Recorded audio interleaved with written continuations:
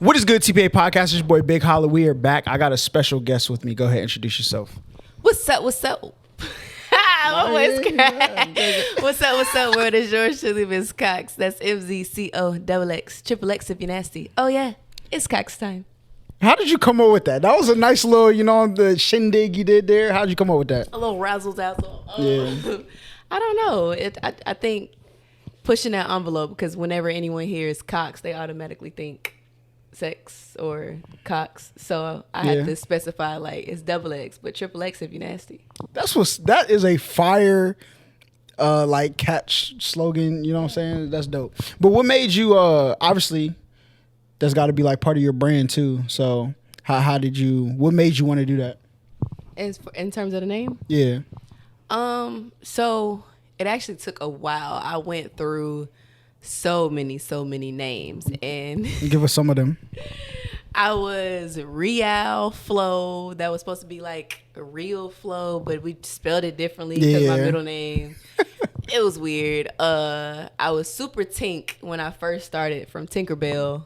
Okay. That was, like I said, my more youthful artistry. And then I was J La Coxx.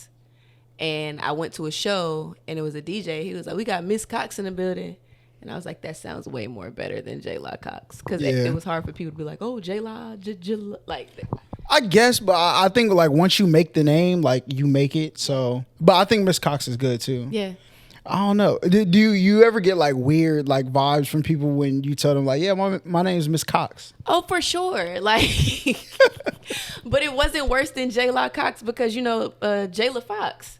So they automatically was like, "Oh, you mean Jayla Fox? Are you really?" I'm like, "No, I'm not." Who is Jayla Fox? Jayla Fox is a porn star. Who is she? The Popeyes girl? Her name's like Jayla something, right? I think so. Shout out to her. You know what I'm saying? I go to Popeyes every morning to see if they serve breakfast. She was doing her thug thizzle in that video, so I ain't even mad. Oh man! So, what kind of music do you make? Specifically, I would say mood music. Mm-hmm. And I say that just because it depends on the mood. I got music that's fun, club records. I have music in your feelings if you going through heartbreak or in love. I have music that if you feel like, I feel like as humans, we go through things where you feel like you're being attacked, for lack of better terms. Like, yeah, for sure. So many things that's coming your way. So I have music to describe that as well. Like I said, just mood music for sure. So, like, what environments do you see your music being played in most? Because some people, like, they make music that's fit for, like, festivals. Mm-hmm. Some people, it's like mall background music. You know what I'm saying? What would you classify yours as? I would say it's a mixture of some of all of that. Like, I literally have a record for everything, every genre, every person, whether you age 3 or 103. Like, oh, really? we can go toe to toe. So give me your top 3 songs. If you had to make somebody a fan, what 3 songs are you playing for them? For my music? Yeah.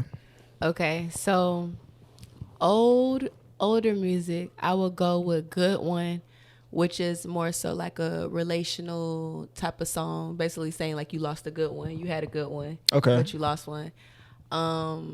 It's a new record that I just did recently with this new producer that I'm working with, Yakko Worldwide. It's called Damn Right. So that one's fire. It's definitely a move record, like get you moving.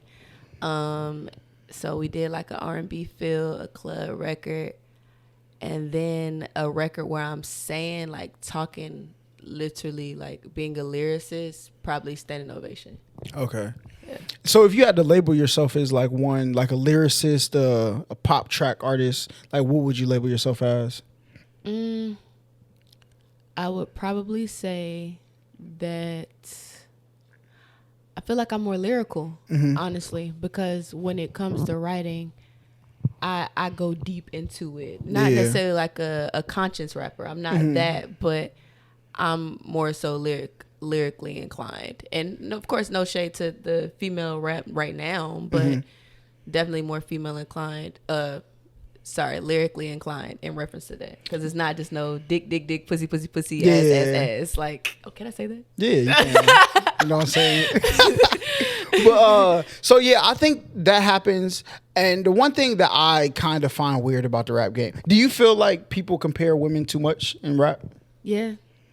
I feel like they compare women too much, but then I also feel like they purposely put women against each other for no good reason. Like, because half of the time, women not even beefing. Yeah. They not. It be the beef based off of what the fans have chose to put in the fray. Yeah. Yeah. See, I don't think that's I feel a way about the comparison because, like, I feel like they pit men against each other just as much. Like, Tupac and Biggie is literally the biggest rap beef in history. Like, so, but, do you feel like women don't get their credit as much when they are lyricists as the men do? Absolutely. Absolutely. Because in addition to a woman being a lyricist, they're judged 10 times harder. Mm-hmm. Just based off think so? of, yeah. It's way harder for a woman to win or to succeed in the industry because the music industry is so male dominated. Yeah. And it's like, you have to, if you're not over sexualizing yourself, then you're not even, like, they like, you got to do something different. Like, what you got to do. You ever been to a rap battle event? Yeah. Which, do you remember whose event it was? It was a while ago. You got to come to this rap battle event in May. It's on Bullpen, and they have like girls there. And I think like the girls that battle rap sometimes be getting away with highway robbery. Like some of the, because first of all, dudes are thirsty. All right, they be hyping some of them, but I'm like, you don't think that's fire? Yeah. You don't.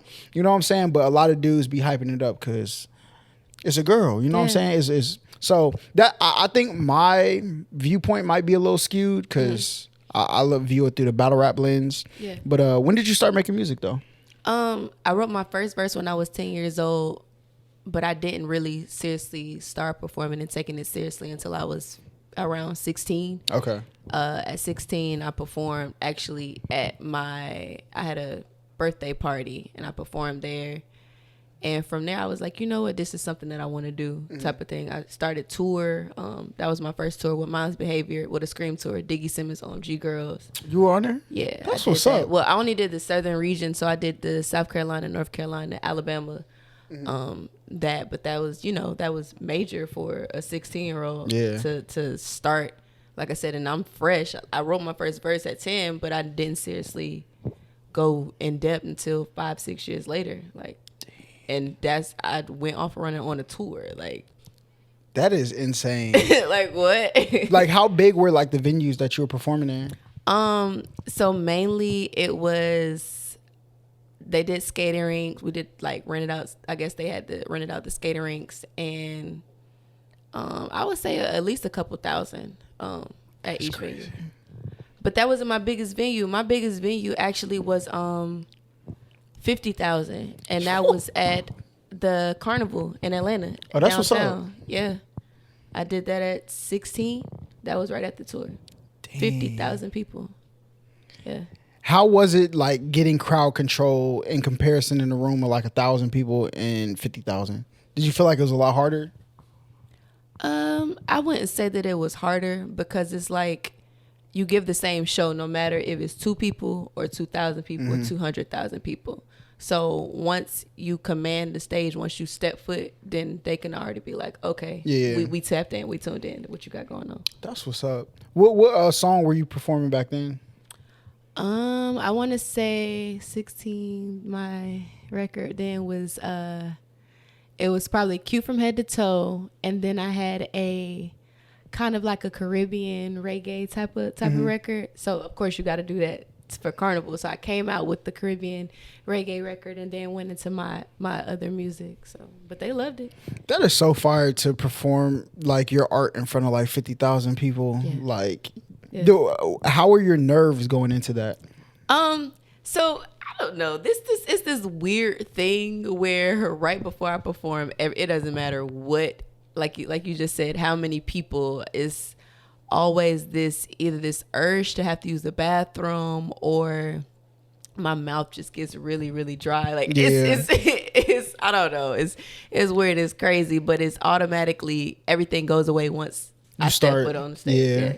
I would agree. Like once you start, that's why like even like school projects, any type of thing in public. Yeah.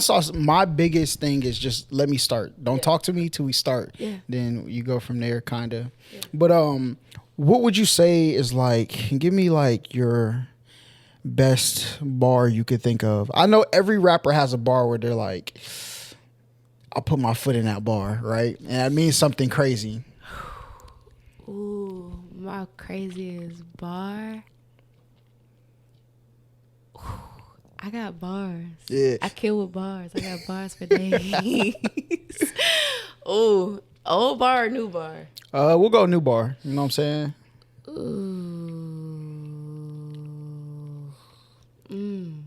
Just one bar? Yeah. One bar where you was like, I know everybody has, where they're like, yo, listen, when I wrote this, I don't know what was going through my mind, but this is the one. Okay. One bar that I feel like I went just dumb on it. Yeah. One bar. Yeah. It could be a 4-bar setup, you know what I'm saying, to the punch, you know what I'm saying? Or you could give me a concept, like of a concept of bars that you did. Okay. A concept, let's do that way. In the song Damn Right that I just spoke about, it's a part of the song where I basically, cause it's a braggadocious statement. It's still sexy, still fun, but I tell a female like, if your man keep looking, I'm gonna mess around and get him right. He ain't never left the city, so I took him on the flight. Oh, that's tough. And then I told her she should appreciate me because she finally living right. Do you think that's a real thing, though? Heck yeah. Yeah, because females feel like their men are untouchable when they're in relationships. And I'm not one of those like, oh, I can take your man, but if he keep looking at me, I'm gonna snatch him up. And he ain't never left the city. Cause you know it's guys, people period, but it's fellas specifically that have never been anywhere. Yeah. And I'm big on traveling. Mm-hmm. So whoever I'm with, my significant other, like, we gotta be gone. Yeah. Like, let's travel, let's go places. Yeah. If he travel on his own, I travel on my own, we gotta travel together. And I'm not one of those females that's like, oh, the man got to pay for everything. No, I'll surprise my man with a trip. Like, yo, hey. TikTok about to love you, all right? Because everybody been dropping this little thing. Yeah. That's why I like talking to. Let me let you finish first. Go ahead, get back in your bag. I'll take my man on a trip. I'll be like, babe, what you doing? For example, June 15th through the 19th. He'd be like, I don't know. That's too far. Take me somewhere. Yes, right. Happy birthday. You know what I'm saying? Let's take a flight. You know, that's crazy. And he'll be like, this is what I'm doing, or I ain't got nothing. And I'll be like, okay, I just booked us a flight. We going to some, and it may be something slight. We going to Cancun. Yeah. We going to Mexico. I've never took a person to Dubai or nothing like extravagant. Well, I mean, I guess going out of the country is extravagant, but yeah. Dubai, I would do that because I'm naturally a spoiler. So if I like you or if I really have feelings for you, I'm gonna spoil you. I'm gonna buy you gifts. Like, oh, I would just think about you. Yeah, we gonna take trips. All of that. Do you think it's hard as somebody who spoils somebody to find somebody who is like reciprocates that energy? No. I guess because I don't know. I think maybe because you're a girl. Like, it's more expected for a dude to be a spoiler. Yeah. Like, it's a social norm for that to be. Do you ever get pushback from like your friends that are females? Like, oh, girl, you doing too much? Because I've heard girls do that. I have. Initially, yeah. When I said this, what I'm doing or whatever. They definitely would be like, you doing all of that? Like, that's too much. You might want to slow down type of thing. Mm-hmm. But like I said, for me, if I feel like I have a connection to you or it's chemistry and you show love for me, I'm going to go crazy and show love with you. Yeah. Period. Whatever I got to give, I'm going to give that. Like, I'm going to go crazy. Yeah. Especially like Christmas, birthdays, all of that. Like, if you got love for me or you show that we dealing with each other, I'm gonna go crazy. It don't matter. I'm in the mall. Oh, I seen this here. Here go a gift just because. Like, I'm big on that. Let me give you a just because gift. Yeah. But you know what I realized, that guys that deal with me that I've like spoiled or did anything for, they are like so shocked. Like, bro, look, let me tell you, because what? because it You don't. got me a gift? I'm like, yeah. What you mean? It's like, I don't think okay, this is gonna.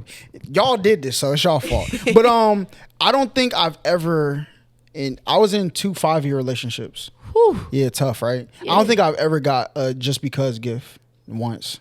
you're lying. I barely got like birthday and Christmas gifts. Like, You're lying. it was kind of like, let me see what I could do. All right, I guess, you know what I'm saying? It's Christmas. No, it was but like you that. said 5 years though. Oh yeah, for sure. No, But see, but here's the thing though. I couldn't put, and maybe it was I was a victim of like my situation, right? But I couldn't put adult expectations on people. Like, I grew up very fast. I had a job at 16, had 2 jobs at 17. Right. You know what I'm saying? And other people didn't go that same course. So Right. sometimes I kind of like told myself in my head, maybe, you know what I'm saying? They're not there yet. I am clearly further in life than they are, right? And my last 5-year relationship started at 21. So, you know what I'm saying? Like, and I had no guidance. So I had no body to be like, yo, you should stop. Now let me ask you this: did you ever express? Yes. You did express it. So But- is that like part of your love language? One of your love languages, What do you mean? like receiving gifts? I think, what are the 5 love languages? It's Like, how does it make you feel? it makes me feel good getting gifts, but it's just the thought, really. That's all it is to me. Like, it could be like, I think acts of service. You don't necessarily got to get me a gift, because like usually the things I need I'm gonna get before. Right. Yeah. Yeah, I get that. But like, if I say something like, it was things that I would do, like, so my girlfriends would be like, I'm hungry at work. If I'm not doing nothing, I'll just go, well, what do you want for lunch? I'm gonna drop it off. And then when Uber Eats came out, nigga, listen, I don't even gotta leave. I can just send you something, right? But it's just things like that weren't like reciprocated. But then again, it could just be. So has she ever like cooked for you? For example, like you came home and dinner was. No. Oh, hold on, you listen. But that's why, like, I be like, I'm not gonna say that I made bad decisions, because my exes were cool. Like, they're cool people. We just weren't. I don't think we were fit to be in the relationship that I pictured. Yeah. Right. I was in the relationship they pictured, because like they wanted, like, you know, I want to live the life and do the least amount of work. But now, like, it wasn't a red flag to me, because I didn't grow up like that. Yeah. Right. I grew up around my friend circles. I was friends with people who reciprocated energy. Right. Right. So when I got into relationships, when people say like, I don't want to work anymore, I used to just laugh it off, because nigga, I don't want to work either. So, but then I started to see it in I'm like, oh, hold on, this has to be like a. So yeah, that's how we went down that road. I get it, but you know, I don't know. For me, I'm a hustler, so Yeah. And don't get me wrong, I don't attract or go after people that don't have motion or have stuff going on type of thing. Like, we can't even conversate if you don't have your own motion. Yeah. And I'm not saying like, you have to be a business owner or stuff like that. Like, you can have a 9-to-5, for example, but you have to be at the top of what you're doing type of thing. So or working towards it. Yeah. So people that I deal with, they may have a 9-to-5, but then they got this business over here and this business over there. Like, they got multiple things going on. So they get their own money and they have their own hustle and ambition, but I do too. Yeah. And I think part of me is not necessarily prideful, but I like the aspect of being like, oh, I really don't need your money. Yeah. I got my own, and I'm going to spend it on you too. Yeah. Because I know that you would do the same thing for me. But it's like I said, it's that level. Or once because you'll know, like, once a person, you're like, okay, yeah, you got motion. You can do something. See, and now like I'm at a point where like I don't even think I got too much work to do to even like open my mind up to like people. Yeah, people like pique my interest for like 30 minutes, and I'm like, I just think so. Like, what's your sign? When's your birthday again? when do you what do you think I am? You said June. I mean, that's cheating though. What do you think without knowing my birthday? You said you lose inches fast. You a Gemini, right? Yeah. Sounds legit. Okay. Whoa, is that good or bad? Because the last person that was on here slandered Geminis for about 20 minutes. I'm not saying that it's bad, Yeah. but it makes sense. But if I told you my sign, then they gonna slander me. I guess. What's your sign? Aquarius. I don't know nothing about Aquariuses. No, they always say Aquarius, don't show emotion, don't show feelings. They're so nonchalant. They don't care. All of that extra stuff. So we get slandered too. How much of that do you think is accurate to you? The nonchalant aspect is pretty accurate. Mm-hmm. But it's like I care, but I choose what to care about. Yeah. And I feel like it shouldn't just be based off an Aquarius. I feel like people should do that in general. But people are overly emotional. Mm-hmm. The things that you would think that I would just cry and roll on the floor about, that doesn't happen. I just be like, oh, that's what happened? Yeah. Okay. Or I ask questions and then that'd be it. Where are you from? I'm from East Atlanta. East Atlanta's finest. Okay. So when you say East Atlanta, what do you mean? Decatur, where it's greater, Zone 6. So you're part of the real Atlanta. Real Atlanta. Okay, cool. I mean, but I'm already said Decatur is not Atlanta, so. So that's why I was asking. I was just trying to get clarification. You know what I'm saying? Apparently, I'm not from Atlanta. Okay. We'll leave that there. Apparently, I'm not from Atlanta, but I don't know what, and I don't want to keep talking about this, bro. I really don't care. I want everybody in Atlanta to do good. But how did you feel when you heard it? I laughed. Yeah. Not saying that it was a joke, but it was just funny the way that it was received by the public. Mm-hmm. Because I definitely get where she was coming from, and by all means, she's super duper talented. For sure. Can really rap and, everything with that. But I just feel like it was received negatively. Because at the end of the day, there would be no Migos, no Ludacris, no Outkast. Yeah. Like, the list can go on. Sierra. Lloyd. Lloyd say reporting live Decatur where it's greater. Yeah. But she said Decatur is not Atlanta. Like, these people paved the way, made Atlanta. Yeah. Like, what do you mean? Yeah, I didn't laugh. I wasn't angry either. Like, a lot of people say that because I think it was a bad decision. I think, first of all, I was an Amaretta fan before that song came out. Mm-hmm. All right, still an Amaretta fan. Think she's elite lyricist. Mm-hmm.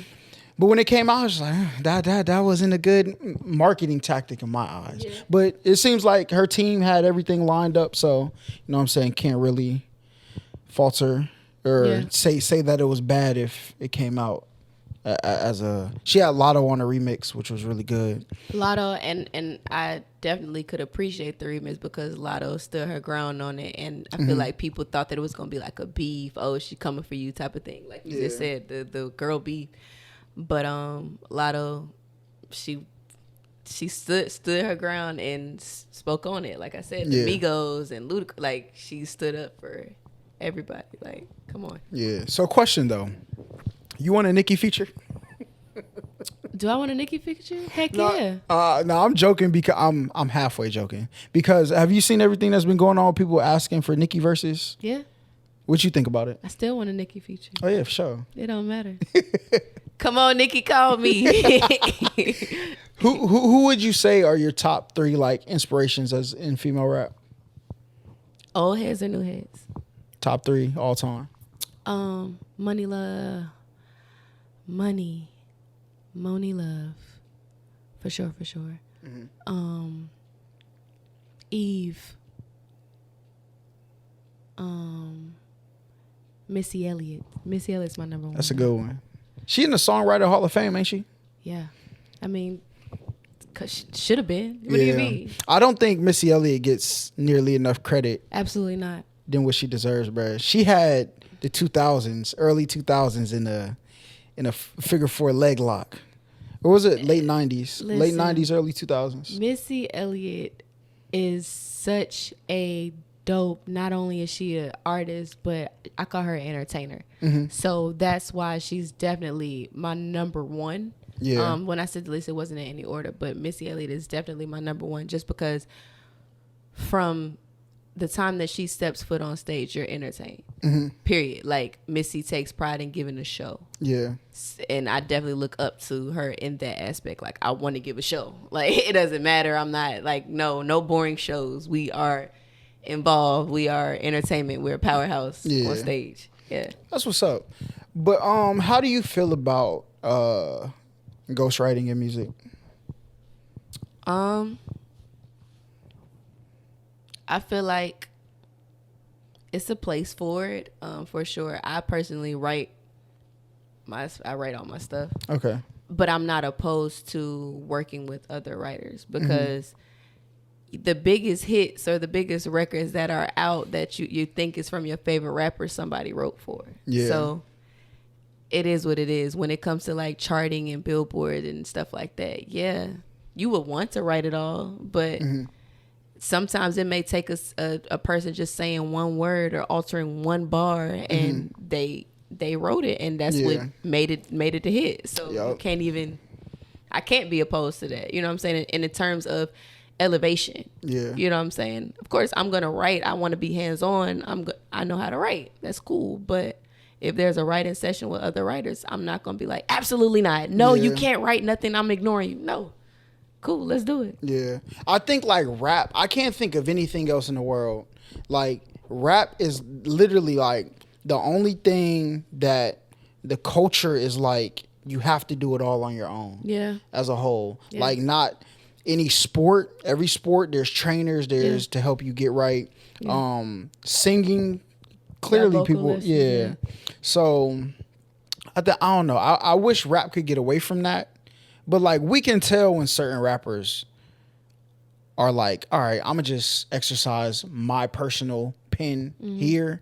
And when it's an effort to make, like, a hit song. Yeah. I think. Especially, like, now I've been listening to soundtracks of, like, Netflix and stuff. Like, a lot of these rappers, they don't really care. Like, they have the voice and the performance. They go get in there with writers who write them songs that could go on movies. So way different. Like, you never got to perform, you know what I'm saying? Yeah. And your music kind of lives on forever after that. But who are your top 3 male artists all time? All time male artists? Let's go Tupac. Okay. Let's go B.O.B. Ooh, that's different. That's different. Yeah. B.O.B. Atlanta. And lastly,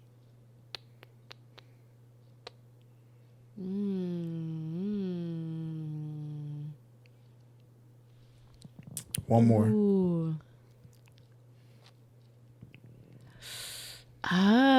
This is deep. Tupac, B.O.B. I'll go T.I. T.I.? That's what's up. No. Kendrick. J. Cole. What am I doing? Oh my God. Hold up. So which one are you putting third? You can only put one. You got Tupac, B.O.B. Who's third? Or no order, but who's the third one? Let's go Kendrick. Kendrick? So you take Kendrick over Cole?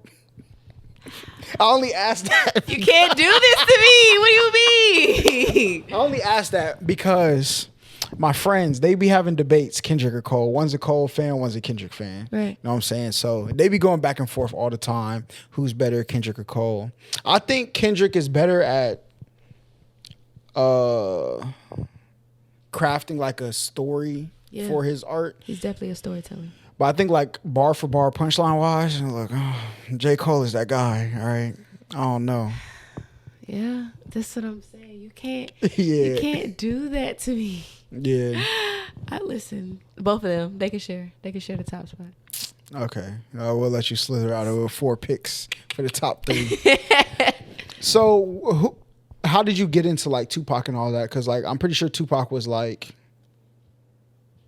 out when you were very young, right? How did you get into that music? Was like rap like a part of your growing up, or did you like find rap on your own? I definitely would say that rap kind of I found it on my own because my parents are older, they're old school, so I grew up listening to the Stylistics, the Spinners, Luther Vandross, like those, that era. So just listening, like I said, being a lover of music is how I found the love for Tupac. So what do you think made you fall in love with like hip hop?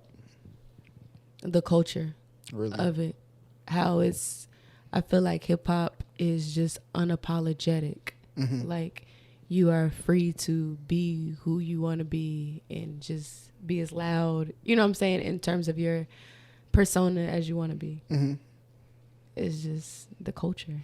How accurate do you think your persona is to like your everyday life? Mine? And what would you describe your persona as? I feel like I'm the same for the most part. I'm definitely pretty chill. You know what? Yeah. Across the board, I'm definitely chill.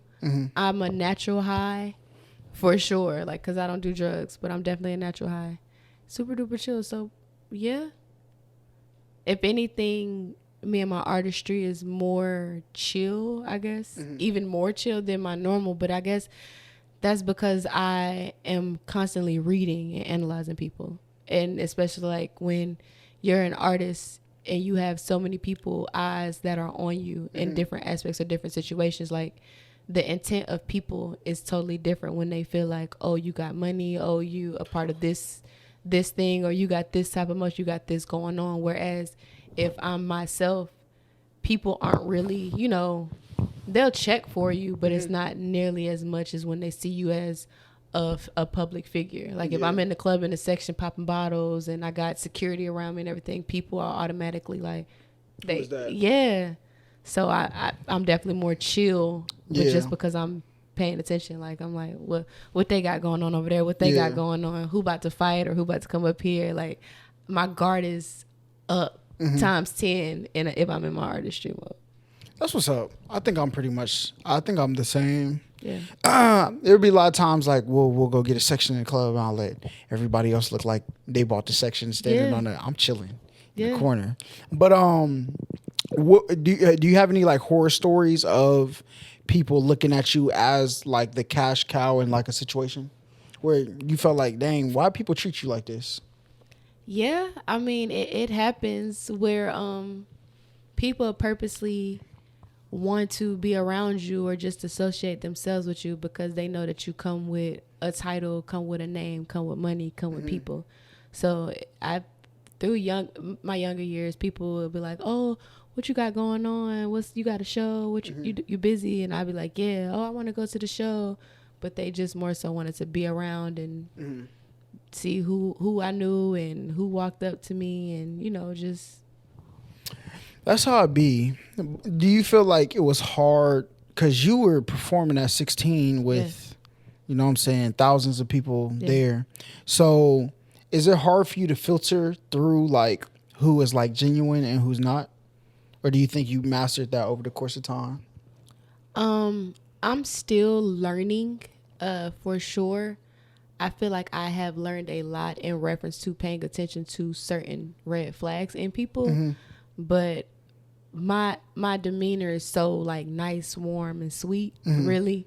So for me, I find myself like, dang, okay, you doing too much for people. Like I love heart. I have a big heart at the end of the day. So even let's say if I am in a club and I got a section and I see some people that like I'm one of them, like, hey, come to my section. If we turn up, let's have a good time. But my family, especially, and my sisters, they'll be like, listen, you too friendly. Like your heart is too big. Like, yeah, you quiet and you pay attention, you watching people, but then you still are you open up to too many people. Yeah. And that be their thing. They be like, no, I got trust issues. They have trust issues. They're like, no, my sister especially like, I got trust issues. That's her biggest thing. She's always saying she got trust issues, but she be like, pay attention, you know? So I think that's more so why I said I'm learning to pay attention to people and what they're after. Cause I've had people that would be like, yeah, I'm your friend and everything. And I flew them out like, hey, come to the club. I run a drink. Like I've done that before, you know? And after a while, how you treat people is expected. Yeah. So I don't have to fly you out or have to make sure that when you come to my city, you live, and I don't have to turn you up. I don't have to do any of that. Yeah. But it's expected now. So now when you coming back with 3-4 people and you like, yeah, I know her. She gonna take care of, like, let's see what she got wild, going on. Like, people are users though. Like sometimes. Yeah. And I think I don't know. How do you navigate those situations? Like I said, it just comes with growth. Because initially I was like, yeah, you know, cool, I'll do it. But I will say that in reference to me, I'm kind of like a ticking time bomb. So if a person does something to me, I'll let one thing slide. Like I'll let you pick till it's boom, till I reach my breaking point where I'm fed up. So they did that, and they've done, like, people have done a lot of stuff. Yeah. But when I'm done type of thing. And then they be like, oh, wait, what you mean? Like, oh, wait, what? You're not going to do that? You're not going to do that? No, I won't answer the phone. I don't even know you anymore. That is exactly how I be, bro. I be letting people slide. Yeah. Like, because I know that you know. You have to know. There's no way. You know. Yeah, you know. When people treat people a certain way, you have to know you're doing that. You know. Because you know how you feel when other people treat you away. Absolutely. So if you go about things knowing how you're treated, like when things are one-sided, right. I have zero remorse once that breaking point is hit. It's like there's no coming back. I don't know you. I'm muting your story on Instagram. I'm straight, bro. I will mess around and act like I never met you. Yep. And I swear to God, I you know, some people may be like, that's just crazy, but I will do that because it's like, I gave you a chance. Yeah. And not only did I give you one chance, I gave you multiple chances. And on each of the multiple chances, you showed me that I gave you too much credit and I gave you too much leeway to screw me over. Yeah. And if I continue to do that, then it gets worse. So I'm no longer going to allow you to do that. And I'm no longer going to allow myself to allow you to do that type of thing. I would be disrespecting myself to let you keep. Yeah. Yeah, bro. I told people I've gotten into things as a YouTuber over the course of time where I'm like, bro, look, you're dead to me. Like, you don't exist no more. Like, I don't It'd be like that. Yeah. But you know what? That comes with maintaining your own sanity and your own inner peace, because like being angry just takes so much. Facts. It does. Like, I'm mad and you post this and now I gotta post that and now I gotta go back and forth. And like, that's so much energy that you can be using to do something, get you some money. Like, I could be doing something different. I can be spending time with my family and spending time with people that are real genuine to me. Yeah. I'm wasting energy and time on you and you don't matter anymore. You're done. That's why, like, certain times, like, I'll get like a text message from somebody, or even if they post something, like, when I'm done, if I don't want to, I'm going to mute you on Instagram. I'm just never going to see nothing you do. Oh, so I'm unfollowing. You said what? I'm unfollowing. See, I don't like doing all that work. I just click on a circle. It says, the thing pops up that says mute, posting story, keep it going. Because a lot of times, why you unfollow me? I'm not even going through, if you're removed far enough from me, then I'll probably just unfollow you. But if I'm going to see you around, I don't even want to entertain the conversation of, hey, bro, why you? Because now I'm going to have to hold you to accountability in this conversation. And I know who you are. You're going to try to escape accountability. And that's going to cause us to have a conversation that may cause me to be somebody I don't want to be. Right. So to negate all of that, I'm going to just mute your stuff and just pretend like you don't exist. Like, I'll still be there on your followers list so you can still tell everybody, hey, I know. But I'm not, because I'm not going back and forth on the internet. I'm not I'm not doing that. So I'm just not going to see nothing I'll put up my little my little caption post. So when you see it, you'll be like, he's got to be talking about me, and then I'll never address it ever again. Yeah. So, but you know what? For me, I don't even if it's a beef or whatever, I'll let the person talk to themselves. Oh yeah, because sure. You the one that looks like an asshole, not me. Yeah. I'm unbothered. Like I'm not seeing you because I'm not gonna allow you to get into my bubble of that aspect of it. I just won't deal with you. Yeah. And you know, sometimes there are people that you just have to ultimately just block. But then there are other people that I purposely will not block. Yeah. I want you to see what I got going on. I want you to see that I'm still making moves, that I'm still, you know, elevating, growing, while you are plummeting or doing whatever you're doing. You know, I can care less. Really. Yeah. But it is what it is. See, mine is like the only reason I like, I don't know, my worlds are so interweaving together. Like, because I'm a person like, if I got this group of people over here that's doing this, and I have a friend over here that y'all could connect and build something else, I'm gonna connect y'all. I'm gonna connect y'all to them, and so my that's why, like, when I have fallouts, you have to pay attention. Like, somebody will really having to be paying attention to say, like, what's going on with them, right? Because, like, I'm not a hater. Like, if my friends over there still want to rock with you, they can. They can. Like, I'm not one of them, like, unfollow all my friends. Don't talk to them. Most of the time, I'm not even going to bring it up. Yeah. Like, you might not know for like 5-6 months later, like, yo, I've been noticing what's going on. Now, I might give like a brief synopsis of the story, but I don't want my friends to feel like they got to pick sides because it's not. It's my issue with this person. If y'all can have a functional relationship, that's fine.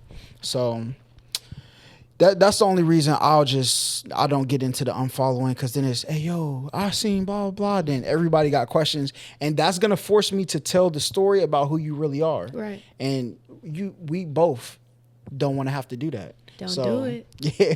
Don't do it. I'm going to hurt your feelings. Yeah. I'm going to hurt your feelings, and I'm going to show everybody around you that you was flexed up to what it really is. Yeah. Yeah. It's tough. It's tough out here. You got a story time that's like that, though? In reference to, like, me dealing with somebody and then no longer dealing with them? You, like I tell everybody, you can omit names on here. We ain't got to put nobody name in here. But what was the time when somebody was like, you had to cut them off, and then they may have, like, tried to maneuver their way to make you look like the bad guy, and you had to, like, blow the spot up? I actually haven't got to that point of blowing the spot up. Like I said, I just remove myself from the situation, and I'll let you talk to yourself. Yeah. Like I said, kind of dealt with a situation with a old friend or whatever, and it's kind of a long story, but long story short, they got used to the lifestyle type of thing. Kind of like what I was saying earlier, got used to a lifestyle. So they felt like I was just going to keep being like that money person, or that person that was just going to give. And I am a giver, but to certain extents. Yeah. Like in this case, it was for my birthday. Like me and my family was taking a trip for my birthday. And then a person like invited themselves. Oh, that's crazy. Oh, I'm going. And I was like, all right, cool, you can go. Whatever. Oh, yeah, go ahead and pay. It's like, I'm going to pay next week. All right, cool. I'm going to pay next week.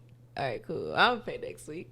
All right, cool. All right, I'm going to pay next week. So it just kept going. And we had booked the tickets because my family and I booked the tickets, I want to say, in October, right before the holidays, anything popped off. And this was the past year? Not January. In Jamaica. We went to Jamaica for my birthday. Okay. Did that, and I'm going to pay next week. Okay, I'm gonna pay after Thanksgiving and Black Friday shopping. Okay, priorities, but all right, cool. Yeah, I'm gonna pay after Christmas. All right, I'm gonna pay after New Year. Okay. Yeah. Oh, it's my brother's birthday. Okay. Yeah. You still owe this money. You know what I'm saying? Yeah. Like, are you gonna pay it? And I feel like it got to a point where the person, because they were so used to certain maneuvers, I feel like they more so was like, oh, well, I don't know why you tripping on the money, you could just pay for it type of thing. And my principal point was, I'm not gonna just pay for my own birthday trip, you know what I'm saying? Like, it's for my birthday. So we're a week out the end of January, we're a week out, and the person still hasn't paid not $1 to any of this. It's a week from now, or it was a week from then, when we were and they set to said, leave. okay, yeah. We were supposed to leave on the 28th. Well, we left on the 28th, and we were at like the 22nd, 21st, literally like a week out or 2 weeks out, but 14th. So it's like, hey, you need to do something, give somebody something to deposit or whatever, because what happened was the tickets were charged in advance. Yeah. And it was like, hey, just pay back. Mm-hmm. Fine. Oh, yeah, I'm going to pay back next week. I'm going to pay 2 weeks. Yeah. Like, and 2 weeks before the trip, and it's still nothing, and you're not saying nothing. It's just always an excuse. Oh, I had to give my uncle some money because his lights was out. Okay. Oh, my. Well, it sounds like you can't go on this trip then. My cousin needed to pay their water bill. That's okay. What about over here? It's like I said, it comes with kind of people pocket watching. Yeah. Too, like, you got it, so you got it. It's cool. I'll pay you back later. But my thing is, you had November, you had December, you had. I think some people have like extreme like FOMO though. Like they don't want to miss out. Like it's okay. I think that comes with people not being themselves. They live like this facade on the internet. You know what I'm saying? For sure. Yes. So if I miss on out, social media, you Gucci, Louis, Prada, Fendi. Yeah, you talking your shit, but you can't afford to pay for a trip that you invited yourself to go on. Like it's okay to say no. Like some of my homies, they be like, "Hey, we going? Hey, look, that's a little bit. You know what I'm saying? I'm straight right now. I got other priorities. I'm gonna say no." Like some of my homies. Well, I just found out that somebody who was inviting me to the club all the time, and they would hit me like 15 minutes before the club. I never understood why. Like I just thought, like, you know what I'm saying? All right, let's. They have a life where they can do that. Right. They can. Oh, it's 10:45 because there's nothing to do the next day. They make their own money, right? And I never understood until somebody put in context for me. They was like, the reason they be calling you is because they need you to bridge the gap for the check. They don't. And so once somebody else came into the picture who was like, oh yeah, we just split it half and half every time. Then they stopped calling. But I didn't understand. I just thought it was because I started saying no. Because I would show up, I wouldn't drink, but I would still pay. I'm a person who, like, if we're here experiencing a section, even if I decide not to drink today, like I'll still, it's $100 a person bet here, and then go on about my day. But then once the other person came in, the circle just got smaller. Like, because you didn't need the people to pay. Now I'm like, that's crazy. Like, to think that people maneuver like that. Like, for sure.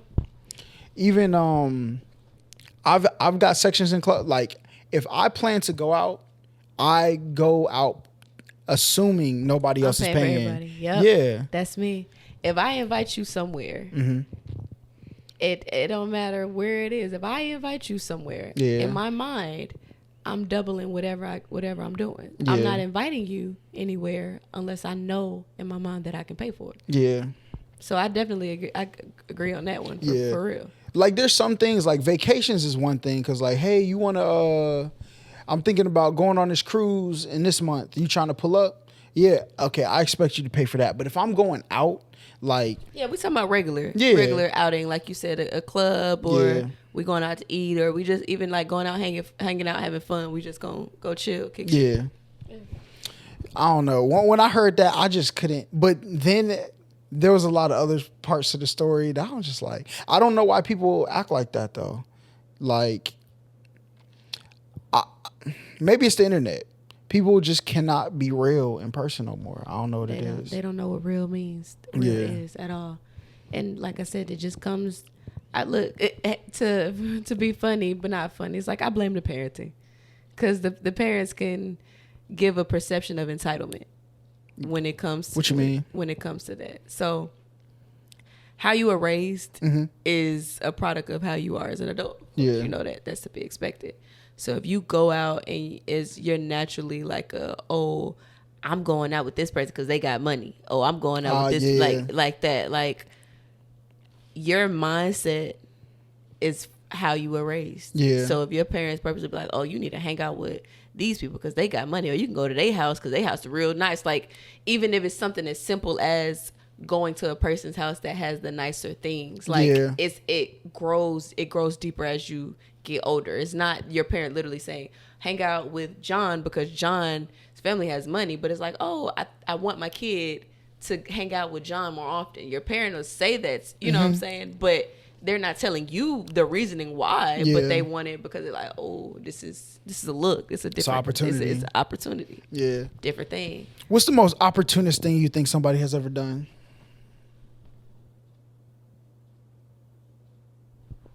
The most opportunist thing someone has ever done Mm-hmm. in regards to being around me, Yeah. besides saying that they knew me, If that's like the biggest opportunist thing you've seen. I mean, I had a person that was like, oh, I smashed her. And I just was like, I don't even know you. Yeah. How that happened, and I was like, that's weird. Yeah. Like, that to me, that's super duper weird. Yeah. It's childish because that happened when I was in college too. Mm-hmm. It's the person that was going around like, yeah, you know her. I smashed her. Yeah, I smashed her. Did you ever confront them about it? In college, yeah, I did. What did they say? They just like, oh, I ain't say that. They denied it. Weird, but because I found out because I was in a conversation with a person. It's just we just regularly talking, and it was like a mutual person. The person knew me, but then they also knew who was who's saying that they smashed me. And it was a person on the football team, and it was like one of the football managers. She was actually my roommate, so she was like, "Yeah, I didn't know that you had talked to such and such, so and so." Yeah, and I was like, "Who?" And she's like, "She's like, you know, such and such. He on the football team. He said that y'all talked, and you know, whatever happened, but he stopped talking to you because you was being weird or you was acting funny." Why would he do that? So I'm sitting there like, run that back by me one more time. Say what you said again. What? Yeah, he said that y'all was talking. He talked to y'all for a minute. Y'all did whatever. Then you started acting weird. Really? That's crazy. So I'm like, tell me more. She's like, that's it. I said, do you know that I don't know this man? Like, I knew who he was. Like, I knew of him. Yeah. But I didn't know him. I knew a nickname. I don't even know your real name. And I'm not smashing on nobody if I don't know your name. Yeah. Like, your first and last. Like, I'm not one of them. Yeah. I'm not just going to be like, ooh, I met you. What's your name? And he'd be like, Big. And I'm like, oh, yeah, come on, Big. Let's go in the bedroom. No. Sir, I need your government. Let me see your driver's license. When's your birthday? What's your mama like? What's up? That's crazy. What's up? What's up? I just because having sex with an individual is an exchange of, it's deeper than just having sex. Yeah. You think so? Yeah. Okay. It's kind of split because you can have sex and it can not be deep at all. It can be surface level. He look good, she look good, boom, let's have sex. Yeah. Or a drunk night, I'm just fucked up, let's just fuck on something. Cool. But when you're actually paying attention, like, it's definitely spiritual. Yeah. You connected type of thing. I think so. And it also depends on what type of sex you are having. Yeah. Like, it's either got to be like, I don't give a fuck, like, or, and I'm rarely, like, there is a very small window to catch me like that. It's got to be like, Touché. I just got out of a relationship. Touché.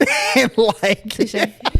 Touché. And like, I'm somewhere else. Right. And that's really it. That's really the only, or like the first day you meet me, you have to, because once you leave and I can think about like, I really didn't like this about them. You know, it's that is very, for me to want to be around you and like not care, it's just not gonna happen. Yeah, like I said, I've had a couple here and there that was just a boom. Let me just do this real quick or whatever. But for the most part, we not doing that. Yeah. And like I said, it also depends on the type of sex you are having with people. Yeah. Because oral sex and actually penetration sex is two different things. Hold up. So which one do you think is more intimate, regular sex or oral sex?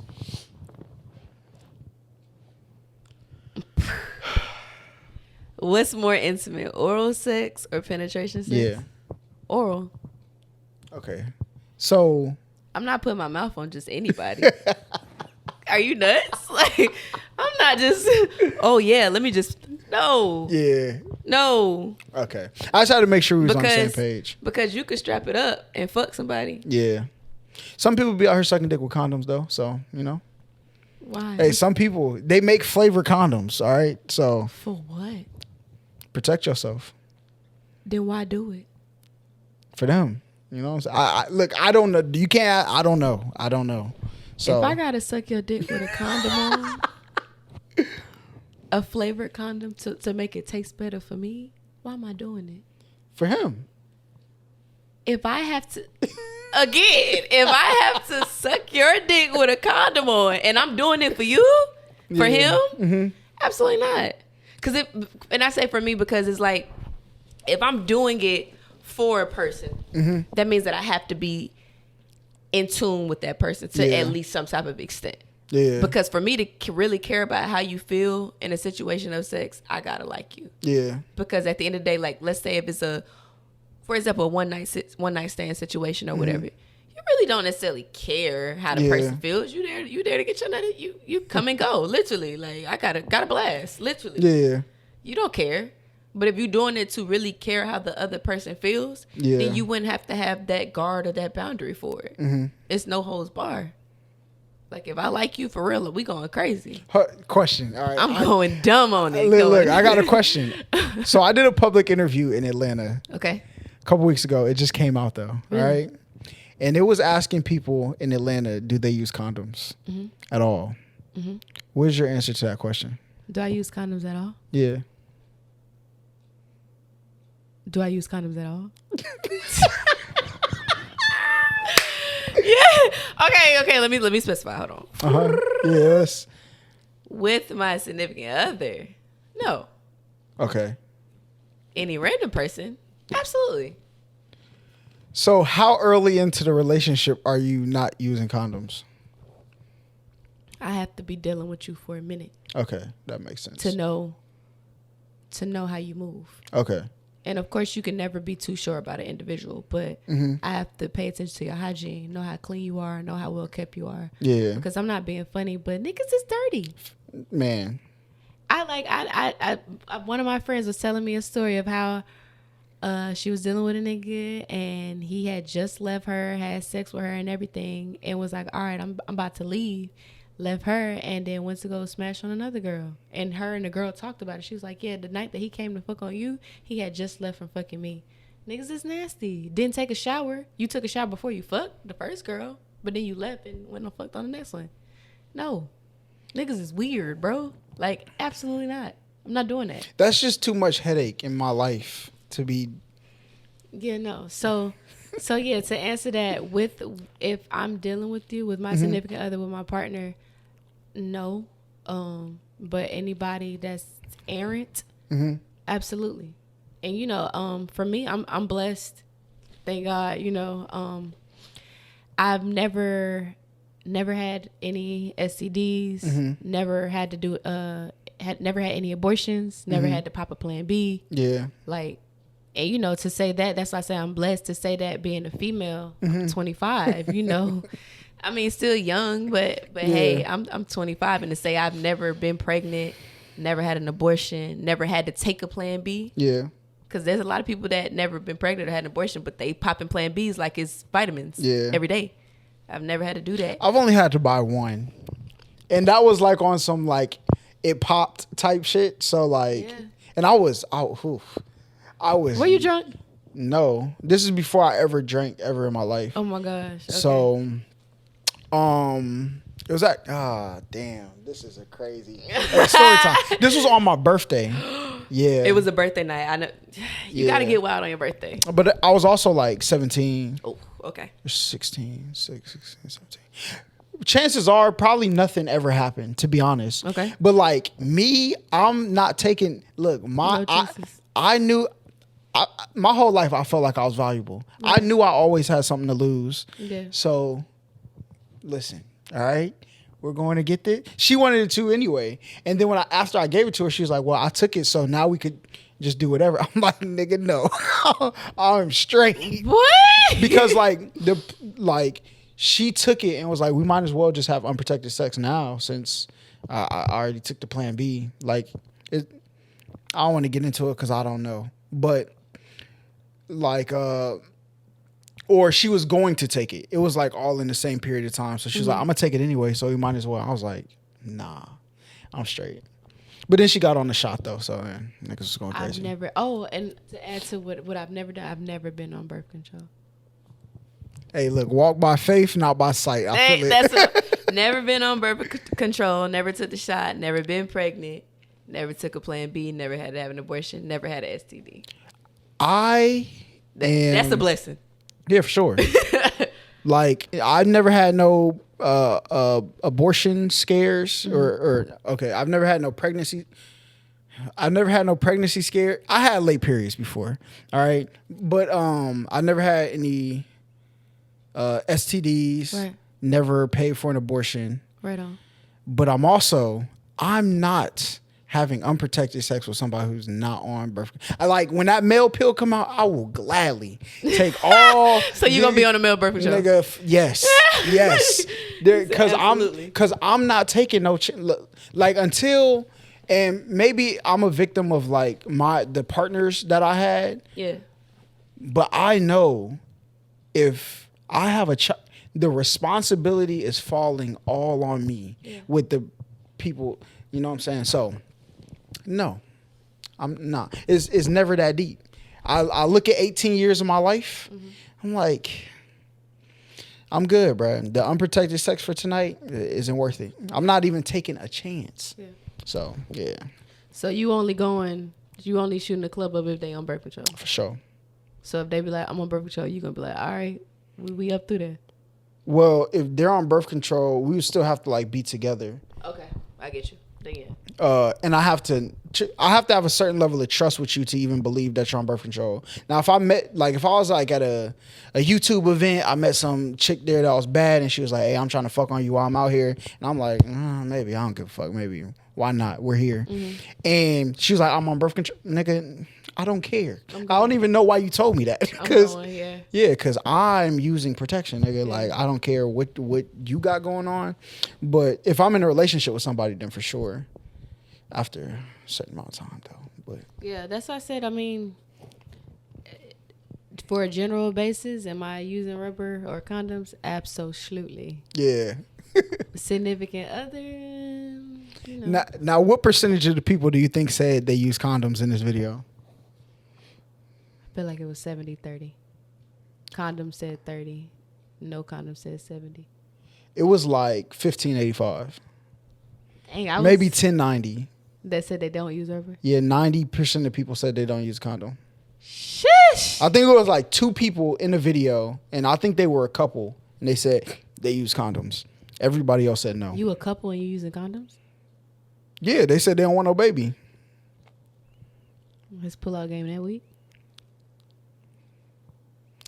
I mean, if you've used condoms your whole life, when did you have time to develop a pull-out game?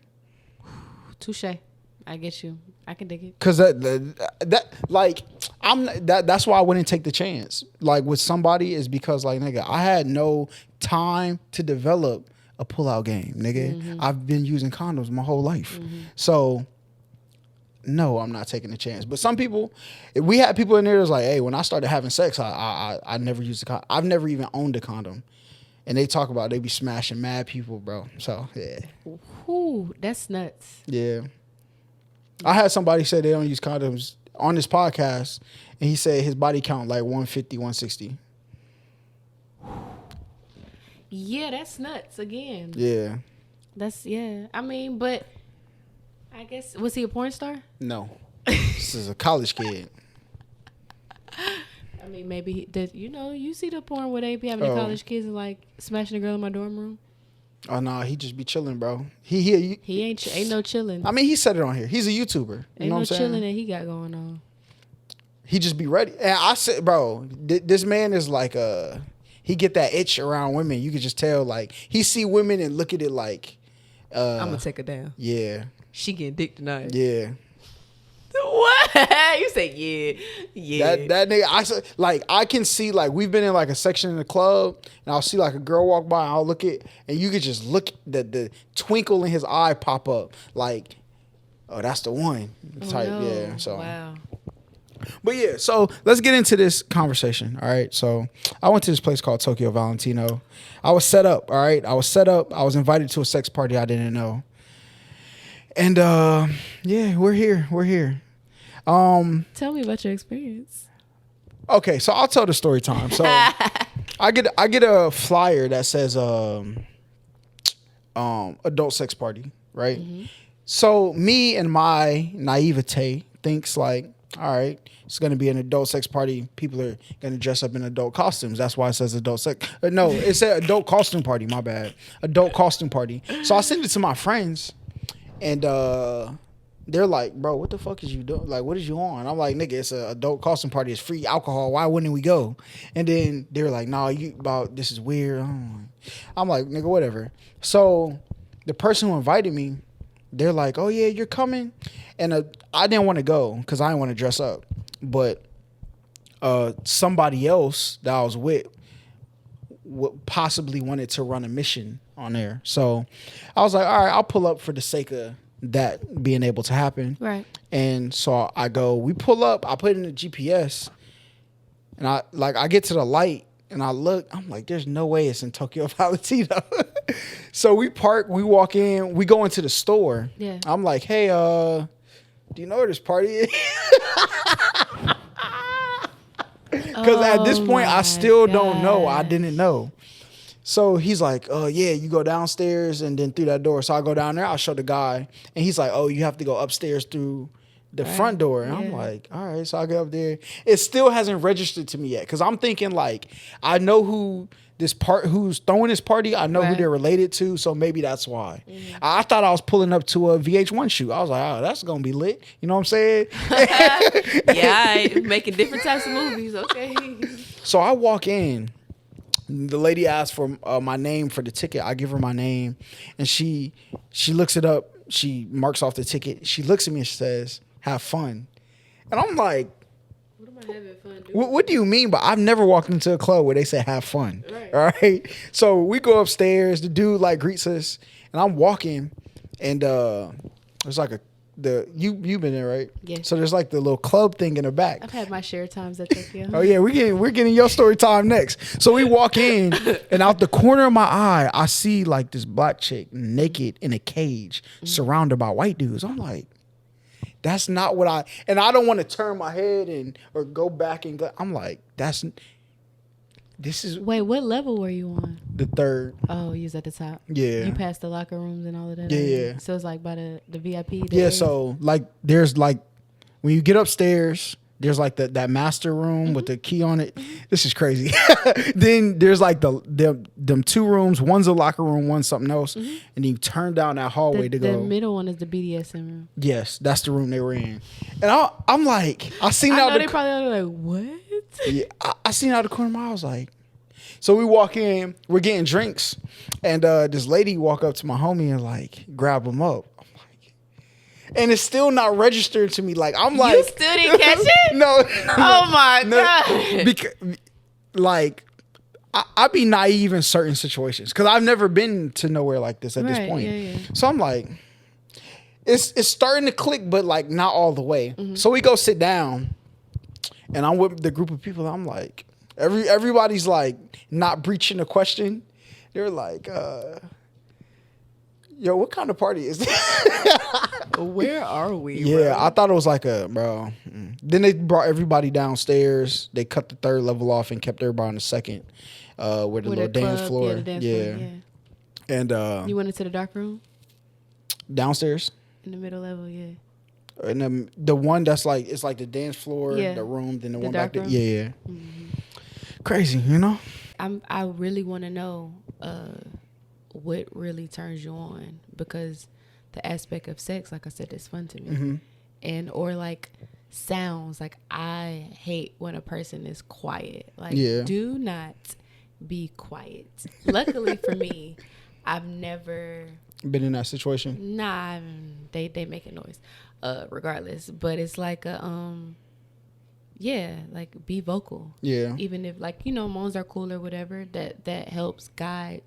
It's like a guidebook or a blueprint of what maneuvers or what direction you should go in. But being vocal and stuff like that, like that's definitely major. Like I said, just being in tune with the body, the chemistry. Yeah.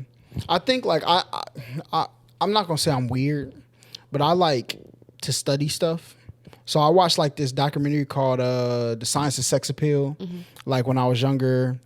And I used to, this is what I would tell all dudes out there. Y'all have to get out y'all's friend groups and go talk to girls. Cause that's where I learned everything. I learned like the proper way to like choke people from a girl who was a lesbian, right? Cause nigga, she be out here slaying girls. So she's gonna know more, right? And she's a girl. So but recently there's this documentary called The Principles of Pleasure on Netflix. And it's on Netflix. Oh, I gotta watch that. It's fire. Principles of Pleasure.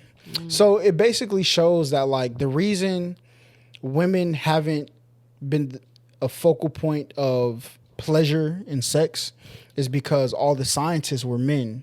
So they didn't know what questions to ask when they made these tests that they were going to run to develop sex toys and sex education and all that stuff.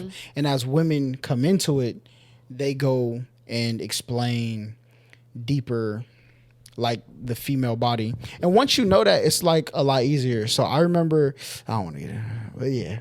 So no, I definitely agree with the studying of it. I'm definitely a studier of the body. Like I said, the anatomy of the body, and especially when it comes to the male body part. Like I'm one of those females that are paying attention to the veins, what direction they going, do they make letters, like. That caught me crazy, caught me weird. I'm paying attention to all of that. Like, okay, so your veins go up in a U shape. Okay, you know what I'm saying? Like, people may be like, "What are you looking at?" Nothing. I'm just paying attention. Like, I pay attention to everything. I look at it, even like the sack. Like, I might be putting you down, or people might be mad or happy, but you can tell if someone has just had activity or action based off of how full their sack is, or how it feels, stuff like that. Like people may not know that, females may not know that. Like, so I know some. But people, can you tell the difference if they were like with somebody or with themselves? Because I do know, like they said, there's an actual, your body releases something when you actually have a sexual partner as opposed to like listen to yourself. Personal stimulation. But I don't know if there's, like how you say you could tell, I don't know if there's a way to tell the difference looking at that. I'm trying to think because I'm literally only more so talking in regards to the sack, and the sack is just in regards to releasing. Okay. But now, since you say that, it could make sense when you factor in the actual part itself with the sack. The difference in it. Now I gotta go study some more. See, that's deep. Like, but like I said, I'm really interested in that type of thing because what if it's like your veins go upward when it's with a partner just based off of this, you know what I'm saying? And then if it's by yourself, it goes downward or it goes to the side because it's like that. Like, that's deep. Now I'm going to be studying. Now I'll be like, hold on, let me see something real quick. let me do my research. Hold on, let me look. Yeah, I don't know. That's deep. Yeah, I think like sex is a very interesting topic. The reason I mean, I've talked to people in real life, but the reason I tend to watch documentaries is because dudes don't know how to talk to girls without wanting to have sex with them. So I just decide not to breach those conversations with women unless they breach it first. And I mean, but I think people just need to talk to each other. That's the only way everybody's going to get pleasure out of life, because everybody's going based on assumptions from their camp of people, which is typically the same sex. For sure. Trying to learn about the other sex. So. Absolutely. So what would you give me 3 things that men typically mistake during sex from your experience? They mistake aggression with roughness. And I say that, like, if you tell a man, a certain man, oh, I like rough. Like, with rough is passion. Yeah. It's to what extent you're going with the aspect. It's not just smack. Like, it's a way that you choke a person. It's a way that you slap them. It's a way that you grab them. They'll just be like, oh, well, you said you like it rough. I smacked you upside your head. No, don't smack me upside my head. All right, that's don't one. Don't choke me with 2 heads, like certain aspects. It's the proper way to choke. Well, see, what I learned is it's actually easier to choke with 2 hands than 1 hand. Yeah, because it's not as much force. Yeah, and listen, we're in school now, so there's like this little thing that supplies like air from, I guess, your lungs to your brain. And what you're supposed to do is cut off that on both sides. That way it's not crushing like their actual neck. It's just basically like pinching that windpipe to increase the thing. So I learned that it's easier with 2 hands to do that and get it positioned right than 1 hand. But yeah. But it's all about the positioning, like I said, how you do it. Yeah. So that's one mistake guys make, mistaking aggression. What would you say? Aggression with passion, I guess. Yeah. What's another one? Another mistake that a guy can make while having sex. The wrong hole. People do that? Yes, what do you mean? What do you mean? They do the wrong hole. Especially if it's dark. Yeah, the wrong hole for sure. You'd be like, hello, wrong hole. Yeah. I'm not gonna ask no questions. And then the last one, so aggression and passion. I don't know. What's the last thing? For me, I personally, so I have my nipple pierced, but I only have one. So I personally feel like people purposely go to the one with the piercing and feel like they gotta go real crazy, real rough, like and it's like, I'm like, this is a nipple still, like just because it's pierced doesn't mean that you're supposed to just be like biting it. Like, relax, you gotta chill. So definitely that I would say that. That's crazy. Do I have 3 things that women mostly mistake? I don't think so. I don't even want to talk about that on camera. But anyway, like, I don't even want to talk about it. I think because from other people's perspective of their sex lives, women are going crazy. So I just think you have to find somebody with like your same level of like passion, right? When 50 Shades of Grey came out, all these women wanted to pretend like they was with the shits, all right? But they don't be. Like, I'm really with the shits. I love this shit. That was the greatest movie that has ever been made in regards to that, personally. Now, I didn't like 50 Shades Darker. Okay. I felt like 50 Shades of Grey could have just been I don't like the transition. I don't like where it went. I like the basis of the story. Get a girl, submissive, being dominant. I that whole thing was fine. I don't feel like they had to go deeper with it. But I love that movie. And it is dope. Especially if you have a person that you don't mind submitting to. Yeah. Because I feel like if you have the right partner, you can play both roles. Yeah. The main role would be submission, but then there's aspects of where he gonna let you dominate. Yeah. I don't think I had the level of communication with anybody to fully like explore like sex to the level that I wanted to. And a lot of that starts from before you even think about having sex. It's just communication period. Right. Right? Because a lot of people, it's easy to be vanilla, but that's no fun. Like in my perspective, some people think that's like the shit. Like, nigga, I pulled up, gave her back shots, dipped. Like, that's lit for some people. That's not fun to me. Like, just like I like to travel and see things, I like the experience of situations. Right. So, yeah, I just don't think I come across like people who give or have enough communication skills for me to even care to try. So that's another reason why I don't be out here having casual sex, because like, bro, it's gonna be the same shit. I'm good, bro. It's it. And that's why I said it just depends on the individuals. Yeah. Because the amount of freakiness that you get or that you give to a person is solely based off of what should be solely based off of to what extent you know the person and your level of comfort. Because sex, you should be comfortable. Mm-hmm. And the more comfortable you are, the freakier, the nastier you're going to get. Yeah. You comfortable with a person, like I said, there's no holds bar. Facts. I'm getting crazy. What we doing? Where we at? What? Like I said, if it's like a significant other type of situation, what you want to do, it don't matter. What do you think about because a lot of people have been exploring like open relationships now in this day and age. How do you feel about that? I feel like communication is the best base in any relationship. With that being said, if you and your partner are on the same level of understanding, then it can work.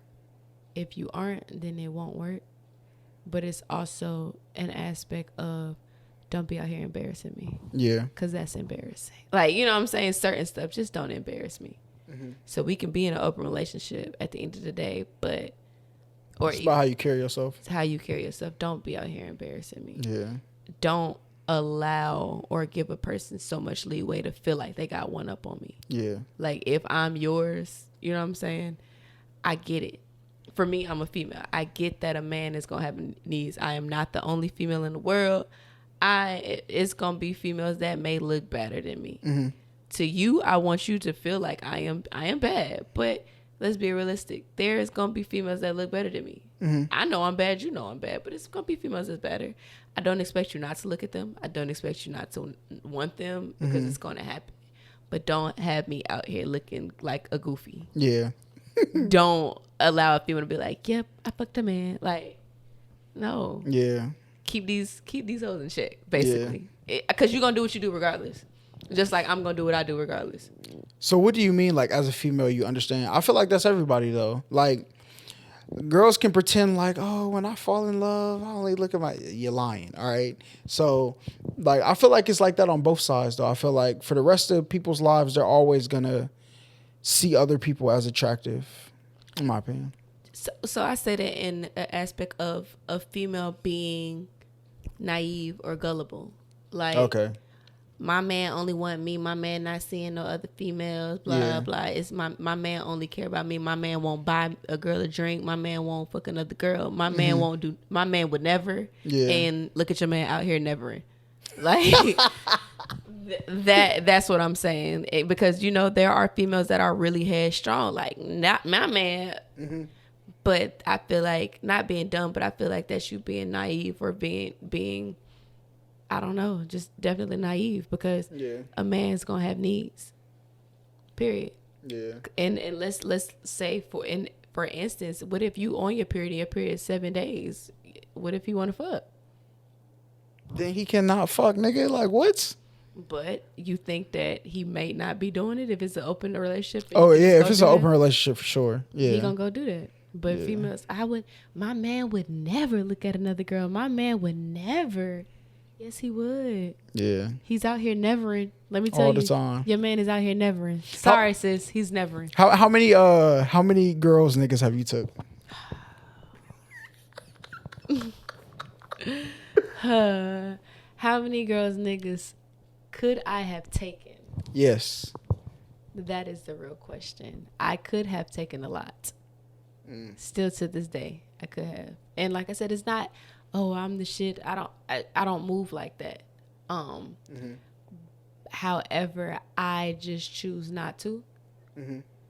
For my own personal reasons. It's like I'm gonna take your man, but how you get him is how you gonna lose him. Yeah. So I can take your man, and let's say I got your man, and now he with me, but now he's out with the next person. I believe it, but then again, I kind of don't. Like, how you get them is how you lose them. I feel like there's got to be a stopping point for that person, bro. They got to reach a level. It should be. Yeah, it should be. It should be. At what point are you gonna stop your bullshit? It should be. Yeah. But not everybody move like that. Yeah. So that's what I said. I could have taken a lot of females, man, but I don't be on that. Yeah. So if like a dude tries to talk to you and you find out like he has a girlfriend, you're like dead in it right there. He's a joke. Oh yeah, for sure. He's a clown. Ha ha ha. You're funny. Okay. Question though. So when should he breach the conversation? Like if he's around you, like say y'all are just in general vicinity, maybe you're on tour and there's a guy working the tour or something like that. At what time should he let you know, like in y'all's keying while y'all are on tour that, oh, I got a girlfriend? How soon do you expect that? Why are you hiding your girlfriend out the gate? I mean, it's not hiding. He just didn't bring it up. Again, why are you hiding your girlfriend out the gate? See, me personally, I like to lead lead with I have a girlfriend because I am very big on respect, right? And I don't want you to why do. Why are you hiding it in the first place? But some people just don't mention it though. They don't look at it like that. They just have normal conversation. Their home is home and work is work. So when I'm at work, if I meet somebody at work, I'm not really bringing up home unless it comes up in a conversation. That may be how some people think though. Okay, I see what you're saying. I get that. But I feel like at least if not the first conversation, then the second conversation, you definitely should be discussing your partner or your significant other. I feel like it should come up some way. Yeah. You know what I'm saying? Like you don't have to be like, hi, how you doing? I got a girlfriend. Like it's not that. Like, hey, I got a girlfriend. Like, it's not like, oh my God, don't talk to me. It's not that type of situation, but it should come up. Yeah. Especially depending on what you're talking about. Mm-hmm. Because for me as an artist, I have to be in situations where, it's dealing with business for sure, but it should come. It depends on the situation, like you said. Mm-hmm. Do every guy that walks up to me that's wanting to handle business or wanting to, talk to me or whatever, just be like, I got a girlfriend? No, he's gonna leave that out. Mm-hmm. He's gonna leave it out for sure. He's not gonna just be like, oh, yeah. True. I agree. I think my friend had a situation where can I tell this? I'll let him tell that on his own podcast. Yeah. But I do know people who hide it, and then like when they feel like they can't get through, then they start bringing up their girlfriend. Like, I got a girlfriend anyway. You know what I'm saying? So for me, it's like this. I'm a firm believer when it comes to a relationship of being private, never a secret. Mm-hmm. So with having a partner or a significant other, your relationship should be private. You don't have to keep it a secret. So is that you're going to be broadcasting, my man? No. Mm-hmm. But are you still respectful at the end of the day? And that's what I said, it goes hand in hand with the communication. So I may be out, you know what I'm saying, with my persona, with my artistry. It requires for me to be talking to people, talking to other guys and smiling in front of them. I might have to pull them on stage and dance with them and everything like that. But it's a cap on that. Yeah. Hey, all right. That was that aspect of me. That this is where the line is drawn. I got a man. You know what I'm saying? Yeah. If that were the case, that would be like, oh, I got a man. Mm-hmm. Before you get too. This was a show. This was a show. That was a persona. You fell in love with the persona. Mm-hmm. The real me has a man. Yeah. And I feel like that's how it should be. You don't have to rush to be like, oh, my girlfriend, my girl, or my man. But as the boundaries or as the barriers rise, it needs to be established or solidified that, hey, I have a partner. Mm-hmm. Like I said, you don't have to be public with it. None of that. You don't have to. Whole world don't have to know. But it's still a level of respect. So when you say like be private, never a secret. How can I say this? What do you consider a private relationship? not subjecting everybody to your business. Okay. And like I said, for example, I can be in a whole relationship right now. I can be in love with the love of my life. But social media wouldn't know. The world would know. They wouldn't know. Like, nobody would know. But I can be the happiest girl in the world. Yeah. Do you prefer it that way? Yeah. Okay. I don't know, bro. I don't think I could ever, like, I see like other YouTubers or artists or comedians or actors. We never really know. Because I'm a person, I take pride in like the things around me, right? So things that are important to me. So when people meet me, they're going to know I do YouTube. They're going to know, like, you're not going to know you're not going to know the intricacies of my relationship, but people are going to know, like, I'm in a relationship. Because my mom always taught me, like, what happens in this house stays in this house. People don't even know. Like, you'll never know when something bad in my relationship is going on. Exactly. But I don't think I could, because I always had this, I ask people, like, when you graduated, you posted on Instagram, right? When you got a new job and you got a raise, you posted on Instagram. When your dude throws you a big birthday party, why don't you post on Instagram? Because you post everything that's important to you, right? To an extent. Yeah, true. And as like I said, it deals with the individual. And I feel like because the world right now is so social media driven, you choose what you want to post. True. So it can be major, but you may have had something else, you know what I'm saying, that was even more major. It's just you choose what you want the people to see. Yeah. And I feel like that, because it comes with you not wanting to be judged or anything like that. And in regards to relationship, for me personally, I just don't want to post a man on my page and I'm gonna have to deal with the rigmarole of, oh, that's your man, that's your man, that's your man. Oh, that's my ex. Oh, I used to talk to him. Oh, I just smashed him. Like, I don't want to have to deal with that, because these hoes are gonna come out the woodworks. They gonna come if they exist, but they gonna say that regardless. But because people feel like they have to have something to have one up on you. People will fake a story. But see, this is how and vice versa though. If a man posted me, they'll be like, oh, that's who you girl. Then they gonna let me go holler at her. Yeah. See if she going, oh yeah, she responded back to my DM, nigga. She ain't sure. Like, but at the end of the day, like, I have to be with somebody who's solid enough to walk through that. Now, I'm not asking you to subject yourself to it, right? But like, there should be nobody outside of our relationship that can make you feel some type of way about me. Absolutely. And what we got going on. I agree. Absolutely. Okay. I agree with that. And like I said, there may come a point. Yeah. Where you get to there. Where you do, you know, go decide to go public and stuff like that. But it still wouldn't be everything. Yeah. If I decide to cuff you, I have got to the point where I'm okay if it's public. If I'm not ready to go public with you, I'm not getting in a relationship with you. Right. But you know, people will post from start to finish. Just woke up with my man. Just made my man breakfast in bed, or he made me breakfast in bed. Me and him just got out the shower together. Like posting pictures, like, you gotta chill. I mean, some people post their day like that. Some people, their relationship is their world.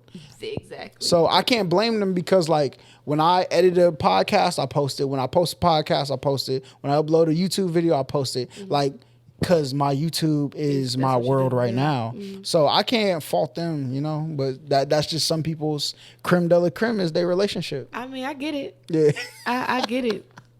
I get it, but like it comes with the individual. Me, I am not doing all of that. So I said, I can literally be the happiest person in my relationship. Yeah. Nobody, it's not your business, because once people see you happy, then they want to ruin your happiness. True. And I think that's my biggest thing. If I go on social media, be like, oh my God, I'm just so happy, my man, then everybody's gonna be like, oh, okay, let's figure out how to ruin this. Let's fuck shit up. But see, that's if I was in a relationship. I'm not saying that I am, or I'm not saying I'm not, but yeah. But nobody garners a crowd faster for you than haters. Touche. Gotta love it because they gonna be the most vocal. The people who love you is gonna look. Sometimes they may like, sometimes they may comment. The people who gonna hate, they gonna talk about you without you even posting. And I need those. I love that because guess what? Not only are they talking about you, but they sending me to other people. Like, yeah, did facts. you see this? Did you see what she posted? Did you see that? Yes, because you get me more views and more shares. I love it. Did you see that? Show everybody, show the world, run tell that. Yeah, I love that. I love it. Extra, read all about it. See, I don't think a girl will ever make it on my my Instagram, like the pictures I post. I don't think, because now I've started like a aesthetic of my Instagram, and I don't think I'm gonna change it. So the only way she's gonna make it on there is if it follows the aesthetic that I already have. That's it. Well, I mean, she might be on a swipe over. She's just not gonna be on the first pick. Hey, you gotta do what you gotta do.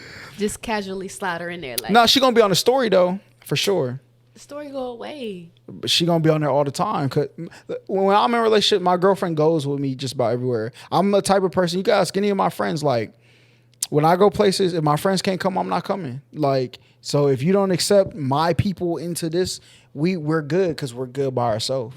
So, like, people are gonna see her for sure. I would never look. I love relationships. That's why I was in them. Like, but just gotta be more careful on the next choice. You know what I'm saying? I'm just, because I'm only doing this. I can only give 2 years plus of my life one more time before I turn into that guy. Not that guy. Like, I don't think I have the heart to be like a womanizer or nothing like that. But I'm gonna be out the way guy. Nobody's gonna be able to get to me. It's gonna be impossible. Yeah. But what's one of give me your craziest sex story? My craziest sex story.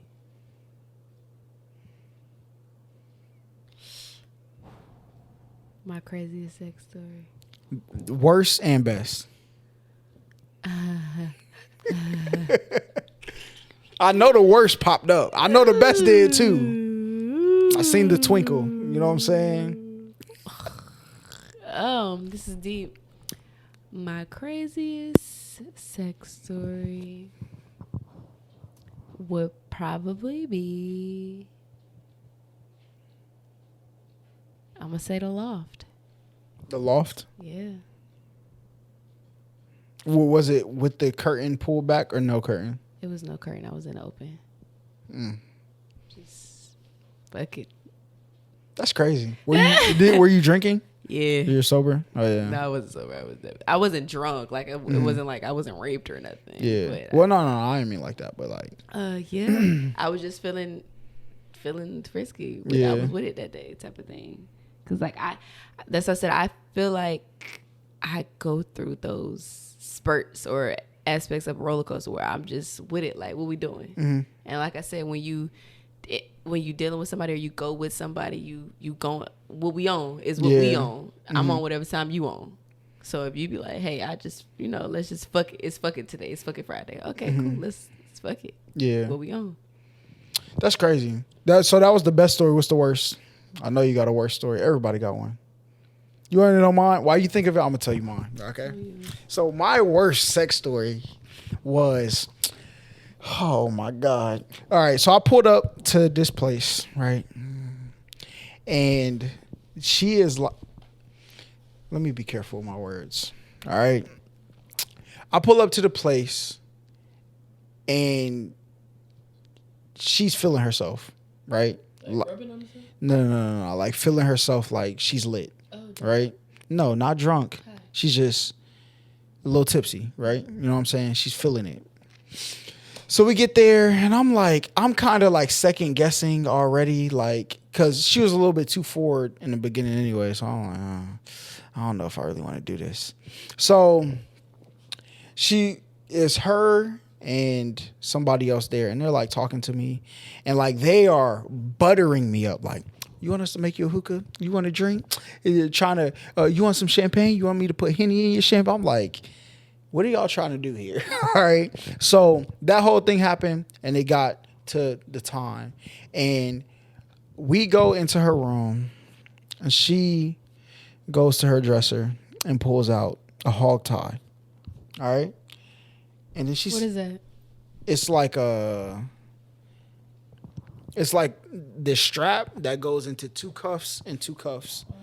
Yeah, so like you'll be hog tied like behind your back. Oh, I guess you could do it in the front too. That's spicy. It would be. It would be. But she is like she is too like when people talk about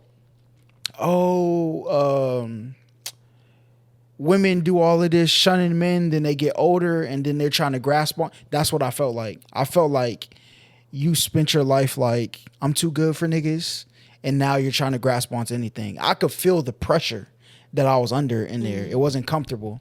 So she pulls that on and says, and she's like pressing me to put it on me. I'm like, what are you doing with that? When she pulled it on, I'm like, what are you doing with that? She's like, you're going to put it on? I was like, no, I'm not. And then she kept like, bro, listen. If a nigga would have did this, there would have been a surviving documentary on her. Yeah. All right. And pressuring. I'm like, bro, look, I swear to God, I'm about to leave. So then she goes back and she gets a leash. And then she asked me to put it on. I'm like, nigga, no. Okay. A leash. Yeah. She went from a hog tie to a leash. Yes. Downgraded a little bit. Handcuffs. So then she puts it on. I literally put something on the floor and I turn around and she's like handing me the leash.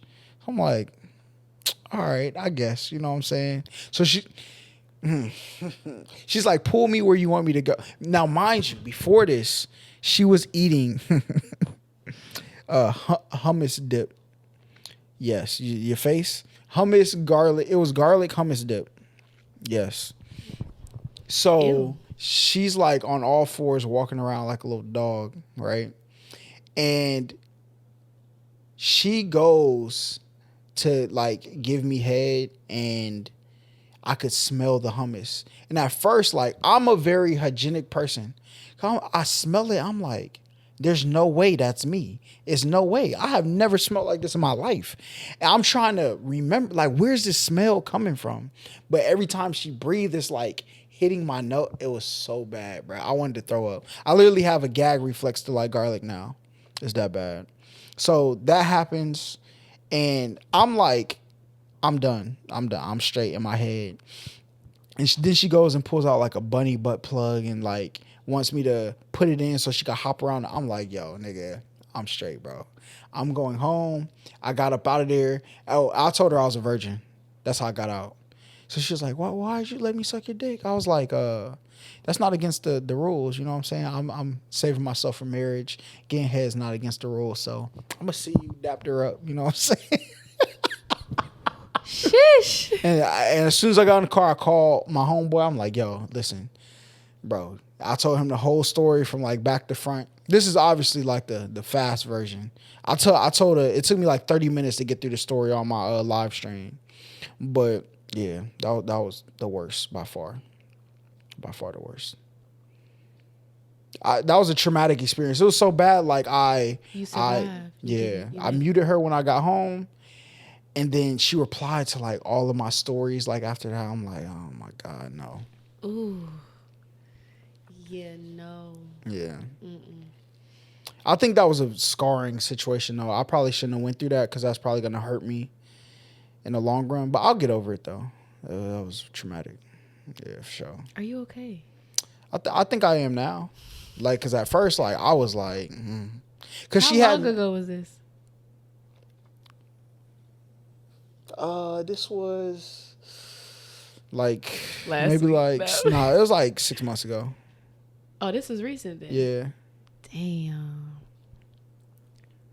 Yeah. Shish. It was like October, I think, sometime. Oh, it's Halloween. Yeah, I think sometime. Freaky fest. No, it had to be after. What type? You probably was like, what type of? It was November. It was November. See, I wouldn't have minded. Like, I wouldn't have minded if she went about. First of all, I don't even want to do her like that, bro. But there would have been a scenario where I wouldn't have minded exploring those things, just not in that situation. So Yeah. So now your worst story. Your story's eating mine up. Really? Ooh, my worst one? Mm-hmm. I would probably say I was in a situation Mm-hmm. and I had just met this guy, and I had, like, you know, the start of it, you know, we talking for a little while, and then I finally met up with him later on or whatever. And he was just so infatuated with nipples. But it wasn't my nipples, it was his own nipples. So it was like, for example, okay, lick this part, but grab on my nipples when you do it. Or grab this, but okay, play with my nipples. Like, he would just play with my nipples. Or if I would be like licking on him or sucking on him or whatever, he's playing with his nipples. So I think that part, I was just like, yeah, no, we're not doing this. That's crazy. Because for me, I'm like, gay. And it's no shade to the gay community or whatever. I love the gay community. But it's just in this aspect of you attempting to be like masculine. Like, I personally don't like the people that are gay and feel like they gotta be like, oh, let me just talk to this girl on purpose. You know what I'm saying? Just to mask. Maybe he just liked his nipples touched though. You know what I'm saying? It's some straight dudes out here. Look, I watch some podcasts. Shout out to Horrible Decisions. I watch their podcast. They talk about all their sexcapades. And one of them, she be strapping dudes down. Listen, he's literally like playing with his nipples like this, like squeezing them and pulling on them and everything. But maybe that like sins. That's how his body's wired. That don't make him gay. You think? That just make that like he was born like that. Like that is how gay. No. He could literally just, that's, his body has a heightened level of sensitivity when he does that. So like I said,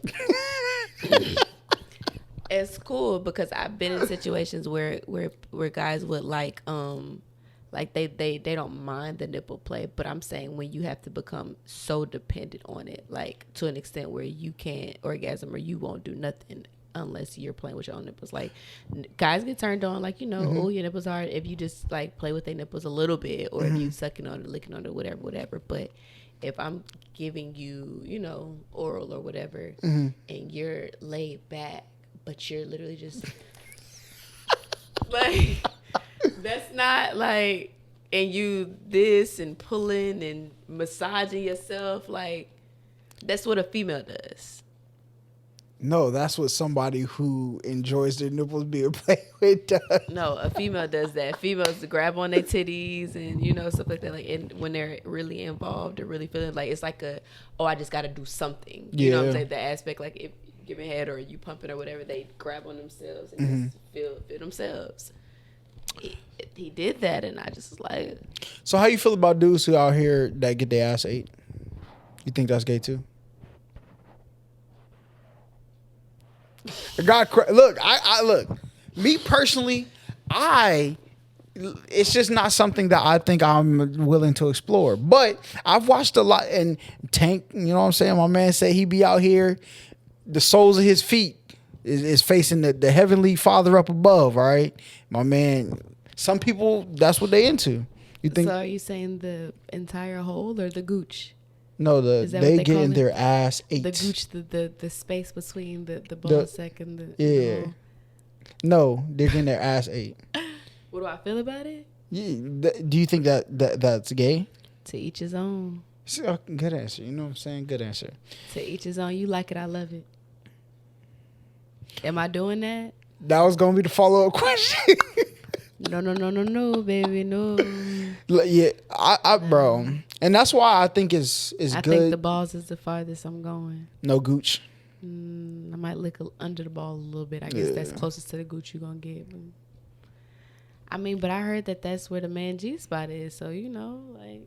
What, the gooch? Yeah, or the butthole. Listen, if it's there, I just wasn't meant to find it. You know, but bro, so I don't know. What other question can I ask? I think all the sex questions are pretty much we got through. Do you have any questions? I know you got to have some questions. Questions? Yeah. What type of question? Any question. We like this podcast is literally meant for like the first half we go through like you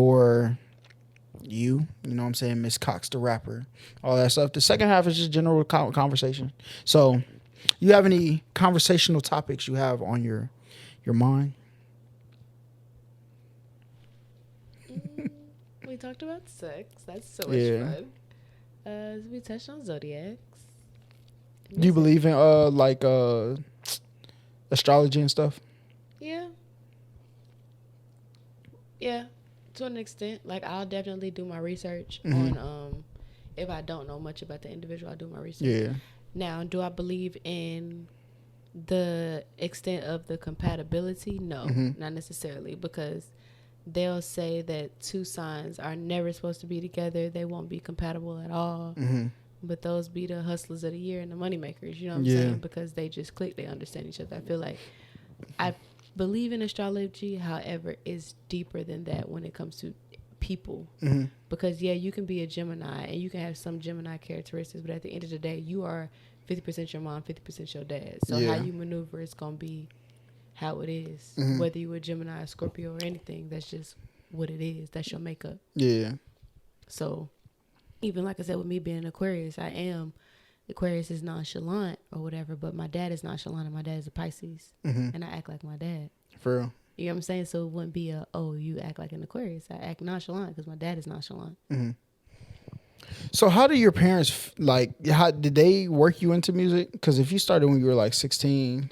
No, it's crazy because nobody in my family, like as far as like my immediate family, nobody did music. My mom, my dad, my sister, my brothers, nobody did music. Everyone listened to music, of course, because music was a way of life, but no one ever really did music. Yeah. Like I said, when I wrote the first verse when I was 10, it was with a family friend who just came over to our house and built the studio. You know, on the computer, made a mic stand type of thing right by the computer. It wasn't a full, it was a home studio type of situation. So, and I just did that. Really, I just freestyled it initially, and then wrote the rest. And then when I let my parents hear it, they was like, "What? Like this what you came up with?" I'm like, "Yeah." They like, "That's dope. That's different." Okay. We ain't think that you had that in you, like, you know what I'm saying? But I did it, but of course no one took it seriously because it was like, oh, okay, that's cute. Yeah. You 10 years old and you rapping, that's cute.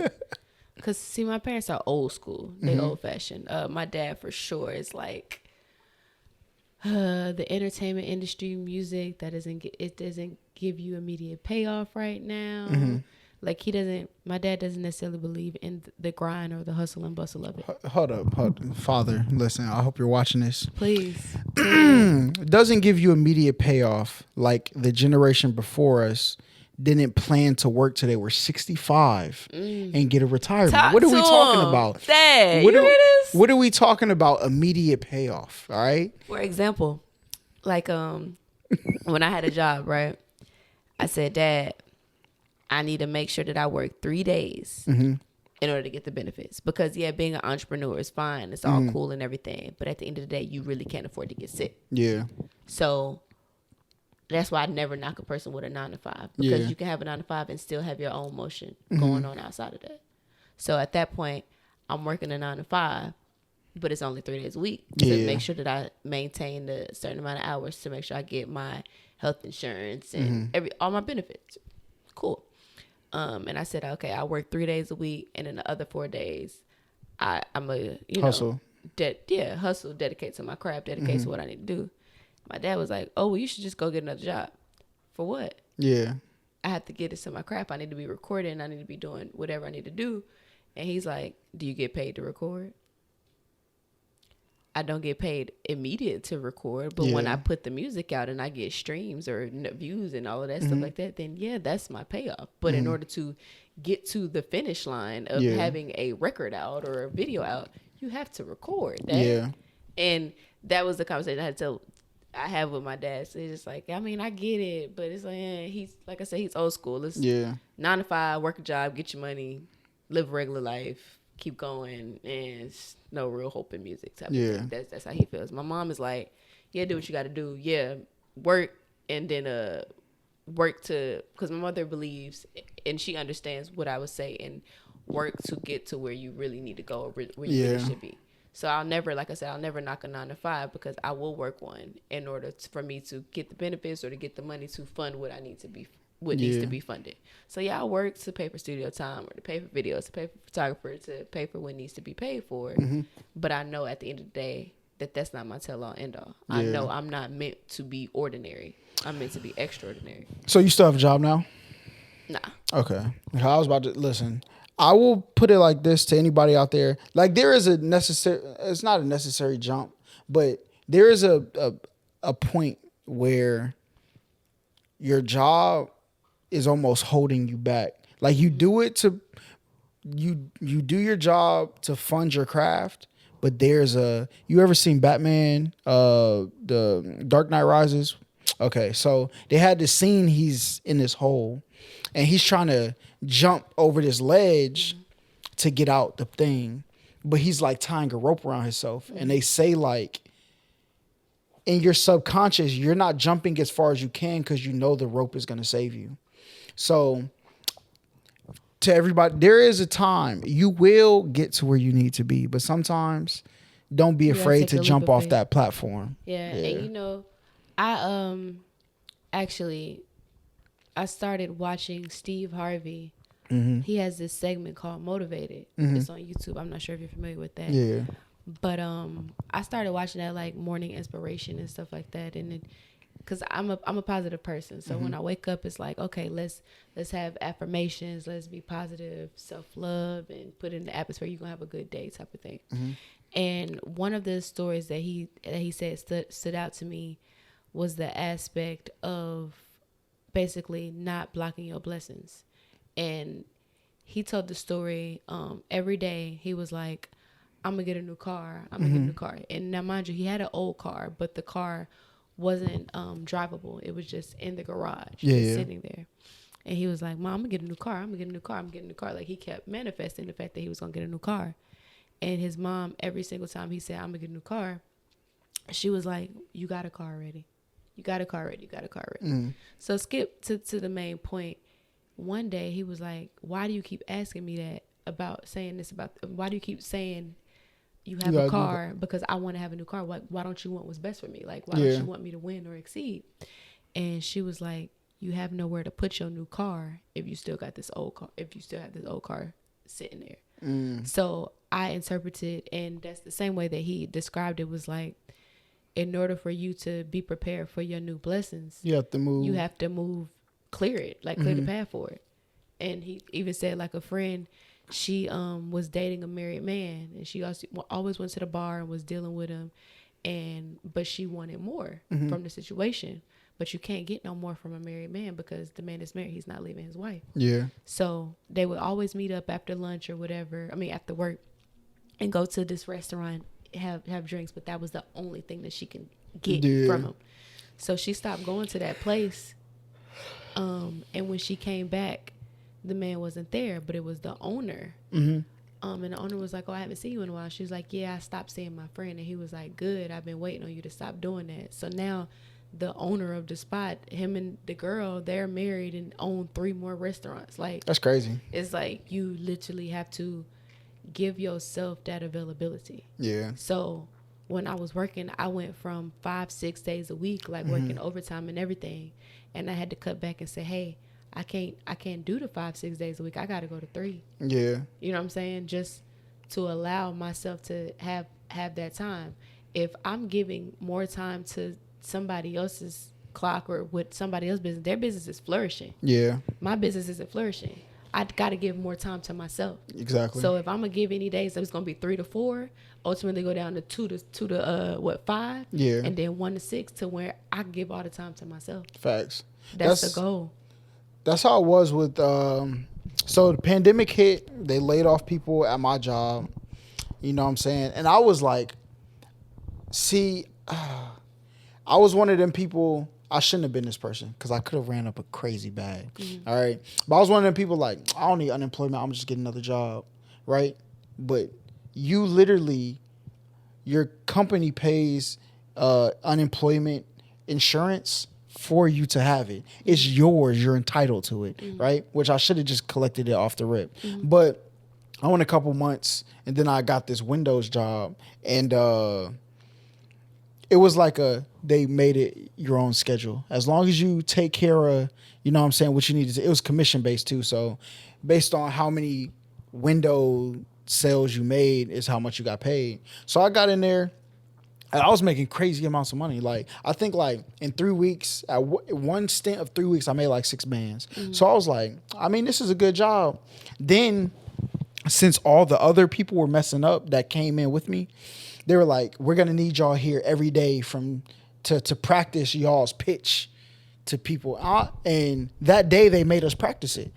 And I was like, I pulled the owner into the office after that. I'm like, I'm not coming here every day. Like, you heard my pitch. I don't need the work they need. So if I need to come in here, I'm not coming back because I have other things to do. Like, and he was basically like, oh, well, don't you need money to do it? And I was at the point where this is where you got to believe in yourself. Like, I was in a position where I could have left the job, but not really. Like, and that next day, my homie called me. He's like, yo, I'm pulling up in Atlanta. I got to go to Black Ink. Can you pick me up? And I'm like, I'm not going to work. I'm coming here because this is what I want to do for the rest of my life. So I go there, you know what I'm saying? Then a couple months later, I find this finesse, not really finesse, but this thing to do on YouTube with when the versus battles first started.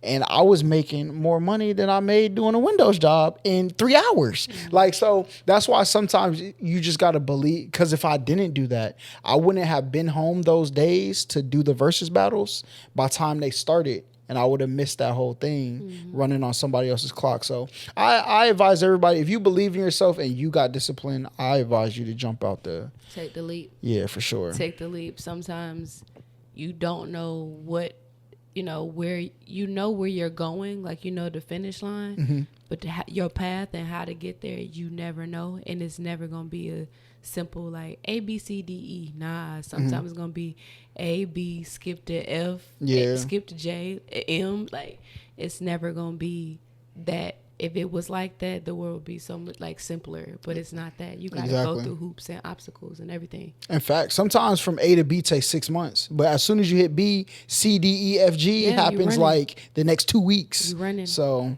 you're running for sure. Yeah. Definitely taking that leap of faith. So where do you see yourself in 5 years? Billboard charted #1. Grammy nominations, if not winning them, Grammy nominations for sure. World tour, one of my biggest goals right now. I want to do a 20-city world tour in like Istanbul or overseas. 20-city world tour overseas. I want to do $50K a show. That's $1 million. Yeah, in 20 days. That's fire. That's definitely my goal. At least, you know what I'm saying, as a startup. Because like I said, I've done a couple tours, but a world tour, I've never done a world tour, and I definitely want to do it overseas. Yeah. Japan, like I said, Turkey, Istanbul, Ukraine, like those, not Ukraine, sorry, excuse me. There's a lot going on in Ukraine. But definitely, overseas, a 20-city world tour, $50,000 a show. Yeah. That's $1 million in 20 days. Come back, take a break, and then go to a different country. Go do it again. What countries is your music most streamed in? Right now, for some crazy reason, it's in China. Oh, really? And I actually, not being funny, I actually have listeners in Istanbul. For real? Yeah. That's what's up. I think that's why I keep saying Istanbul, but I really have. Might need to book a trip out there. You never know. Something. It's in your mind for a reason. Istanbul, so I definitely want to go. Yeah. Definitely want to go tap in with some people, talk to them, network, and get that working. Yeah, you definitely gotta. I just, like I said, world tours. I want to be overseas. Go to one side of the world, 20 days, take a break, a month off, go do another 20 somewhere else. Yeah. Where's the top 3 places you want to travel to? Fiji, Mm-hmm. Bora Bora. Go rewind. Maldives and Dubai. But I feel like Dubai now is just becoming it's overdone. It's gas stuff now. It's like, oh, everybody's going to Dubai. But Fiji, Bora Bora, Maldives. Yeah. Yeah. You been in New York? Yeah. You like it? It's cool. Personally, I'm the only one in my family that's not from New York. My mom is from New York. My dad, my sisters, all my brothers, everybody was born in New York. The city? My dad is from Queens. My mother's from the Bronx. My brothers are from Harlem. So, for me, New York is New York. Like when I was younger, I had to go every summer, stay for a whole 2 months. That's so crazy. Like I said, they came here and had me, so all I know is Atlanta. Yeah. But I definitely know New York, and it's crazy because people whenever they hear me speak, they're like, "There ain't no way that you from Atlanta. Yeah. You don't even talk like you from Atlanta." Like, but I'm not from New York either. Where does it sound like I'm from? If you had to guess. Indiana. I never heard that. But my parents were the same way. My mom's from Manhattan. My dad's from Rochester. Oh, really? So they didn't move down here together. They met down here, which is crazy. Mm-hmm. I used to spend all my summers in New York. You know what I'm saying? So Rochester, boy. It's to me is overhyped. Now, don't get me wrong. New York, the fashion capital, they got the drip. They got the drip for sure. But I personally don't like it because it's cluttered. It's dirty. See, that's what I used to think. But now, like, once I took the business classes I took and I understand how to look at a city, it looks like that. But depending on where you're at, you don't have to leave that area. So my grandfather, and the only reason I know this, like in January, my grandfather passed. So we had to go up there and like go through his apartment and stuff. And I go to his apartment complex. And it's Stuyvesant. It's called Stuyvesant. Rats, pee in the elevators. Like where he paid to be is 10 blocks one way, 10 blocks another way. Okay, no, that's nice. Yeah. Talk to me nice. Now they have their own school system inside really? Of it. They have a ice skating ring.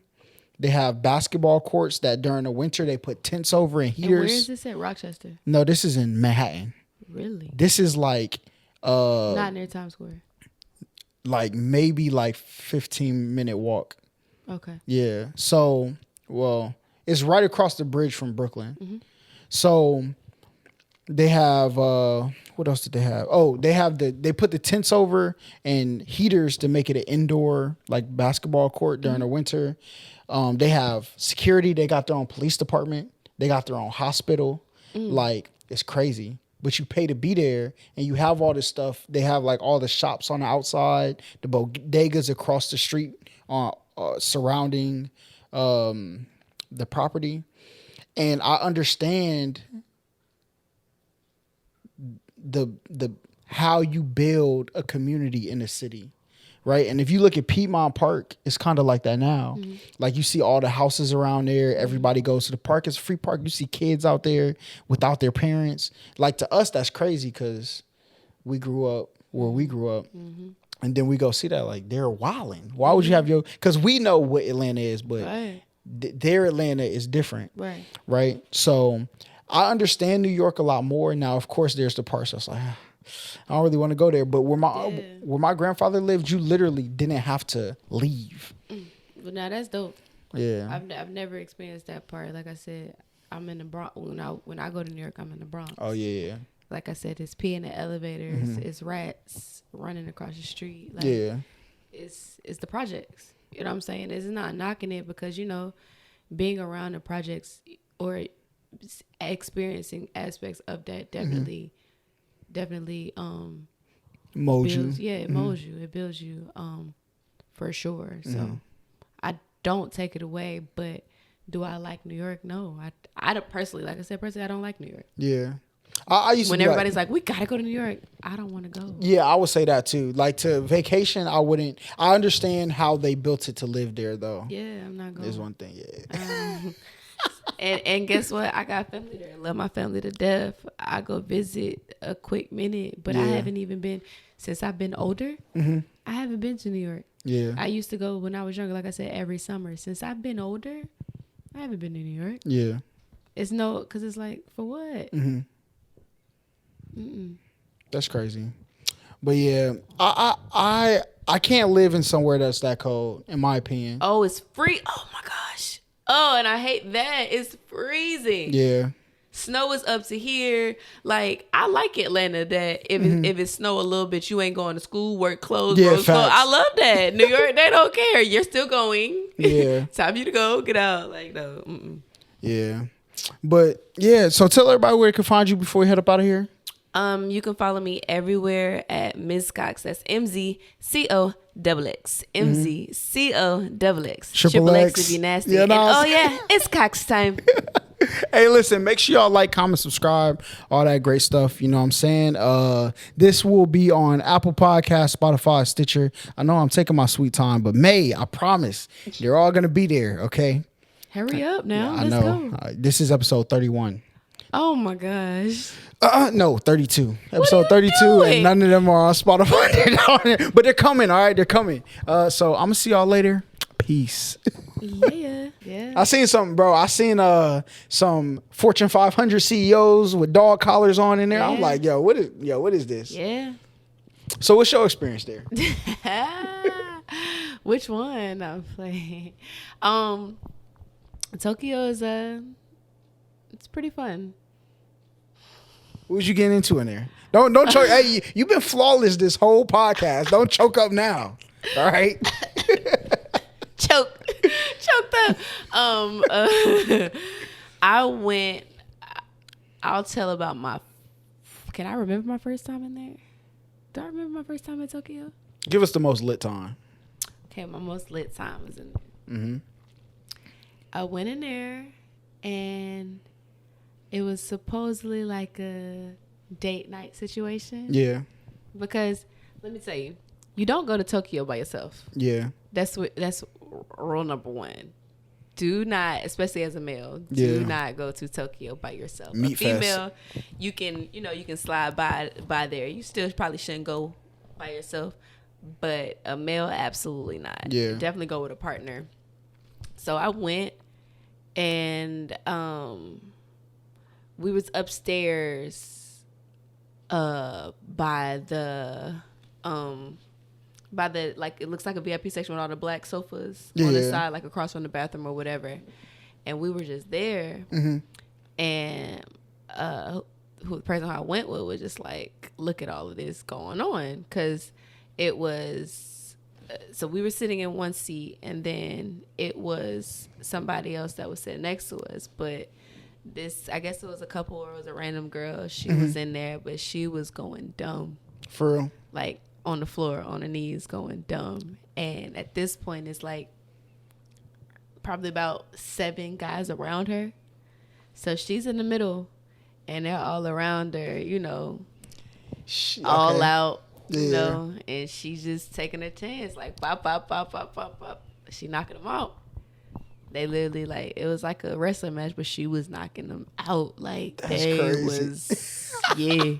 And but it was so crazy because everybody was just waiting their turn, patiently waiting. Like, that is nuts. Oh yeah, all right, she coming to me next. I'm next. It's like, come on with it. I'm next. So, I think that probably would be my craziest experience there. But it's like I said, when it comes to sex, or aspects of sexuality, that's fun to me. Yeah. So it was intriguing to see a person or see a female like because when it comes to oral sex, they feel like it's demeaning or you're at your lowest point or whatever. But I could be crazy, I could be on the other side with it. But it's like, this is, to you say this is degrading or demeaning, but I literally have you in the palm of my hands. Yeah. Because I can take you to a point that you've never been before. Or you possibly have been before, but I'm going to take you there, and I had, like, you literally like putty in my hands. I can get you to say whatever I want you to say or do whatever I need you to do why you in my mouth? Yeah. So See, that's crazy. yeah.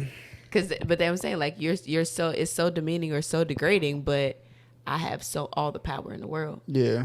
I think girls don't understand that because I've been in relationships with girls who like, you know what I'm saying, don't give head. But yeah, okay. listen, tragedy. Okay. I've been in a relationship with a guy that didn't give head. Tragedy. All right. And I never gave them this tidbit because they were already, you know what I'm saying, the relationship was already one-sided. I don't need you to figure out how to make it more one-sided. Right. Like literally all the stuff that you want, you could have got Right. but you didn't. So Yeah. it's tough. It was easier for me to make those decisions of like, so I think you're right. Like when you're like that, you can get guys to do like a lot of stuff, I think. So Yeah, because it's hard if I just be like, hey, tell the world it's Coxx time. yeah. You're going to be like, whoa, I'm not saying Yeah. it's Coxx time. I'm not gay. Like, I'm not with it. Yeah. But if I'm in that situation, like, what time is it? Oh, it's Coxx time. Oh, that's what I thought. It's Coxx Yeah. time. You know what I'm saying? Like, something as simple as that. Not saying that specifically, but something that a person will never do in a quote unquote right frame of mind. But when they in that mode or when it's some good action going on, then they put it in your hands. Yeah. You can get them to say or do whatever, literally. Did you go to the bottom floor? Yeah. Listen, I am not a Tokyo rookie. Okay. I am not a loft rookie. What is loft? It's another sex club. It's called The Loft. Okay. Tell me about it. So Tokyo, I would say, has more things to do. Mm-hmm. But The Loft is more, it's kind of like, for example, going to a club and then going to a bar or a lounge type of thing. So that's how it is. The Loft, you walk in, there's a mini stage, DJ, stripper pole. You go in the back and they have like it gives kind of like a fire pit feel, but they have a glory hole and the whole nine. It's pretty lit. And then you go upstairs and you have a main play area with 2 beds where that's what you want to do with the public. You do it in the public or whatever. And then you have about 5 private rooms. And you can go into private rooms. But the thing is, you go into private rooms and you can close the door, but once people see who you are or, you know, who, like, if they into you or who your partner or whatever, once you go in there and close the door, they're banging on the door. For real? Oh, for sure. Why would they do that though? Shouldn't you like respect, you know what I'm saying, people privacy, you know? I mean, respect the privacy, but you're in a public place. That's why we're in the private room though, right? You're in a private room, but they want to see too. Because if you're in a private room, you could have just been at the crib, right? True. Or But I wanted to experience this, go into my little section over here, you know what I'm saying? And then come back and be amongst the public, right? They knocking your door down. They climbing up walls, looking over the top. Yeah, they with it. For sure. They're doing it. Don't let you look like something. You know what I'm saying? They rather you do it in the public so they can just watch and get their rocks off. See, I thought I would be fit to go back, all right? Because, like, the first time I went, like, I'm literally, like, it was a costume party, which, if I knew it was an actual sex costume party, I probably would have actually dressed up. Because not only was I out of place with no costume, I'm also in here and you just don't know chilling. what you doing, Yeah, I'm like, so it was doubly uncomfortable. But I was like, I would try it again. But then I heard horror stories of, like, I went when there was a party being thrown, but I heard like if you go like on any other day, it's just mad niggas in there. So yeah. I definitely agree with that, which is why I say go with a partner. Yeah. Because I've been and it was a lot of guys, or even like you said, CEOs and all of these people that shouldn't even be, you know, gay. They're not gay to the public. Yeah. They jacking, sucking, they doing they do in there type of thing. Or if you like the only female that's in there and it's a whole thing full of guys, they gonna follow you around regardless. They don't care what room you going in. You want to be private or not private, they're following you because they need some action. And they'll even if you go in the middle of the day, like I feel like it's people taking lunch breaks They to go over there. they said people are like sitting in their car in the parking lot waiting for girls to walk in. When a girl walk in, everybody go back inside. Yeah. My homie said he went with his I don't know if it's his fiance or his girlfriend, but they went. He said as soon as they walked in, like 6 dudes jumped out of cars in the parking lot and followed them around to the glory holes and stuff. It happens, but you know, Tokyo is definitely more so that vibe with the guys. That's why I say the loft is a little different because it's more so couples that go in there. Yeah, you won't have nearly as much single guys that are in there just hounding. You have a pretty the mixture in there is a little different. So how's trapeze? Trapeze is more upscale. Like you go in there, they give you robes, you get breakfast, like they feed you. The food good? Yeah. Dang. And then you have the rooms, but it's like you can pull the curtain back. You can put on a show if you want to, or you can put a curtain up where you want to be private. Yeah. How did you find out that you were into like stuff like that? I was always just intrigued with the aspect of sexuality. But then from there, like I said, being around certain individuals, they definitely like piqued my interest in certain stuff. So it just made me dive deeper into the aspects, like what you mean by that? Zones, like learning guys' erogenous zones and females' erogenous zones, and what makes people tick, and what's like I said, when it comes to dating a person or partners, I'll be like, what's your biggest turn on? Because that's what I want to do. I want to turn you on. You know, some people, they do it in the terms of, oh, I'm trying to fuck. I don't do that. I just do that really genuinely wanting to know what turns you on.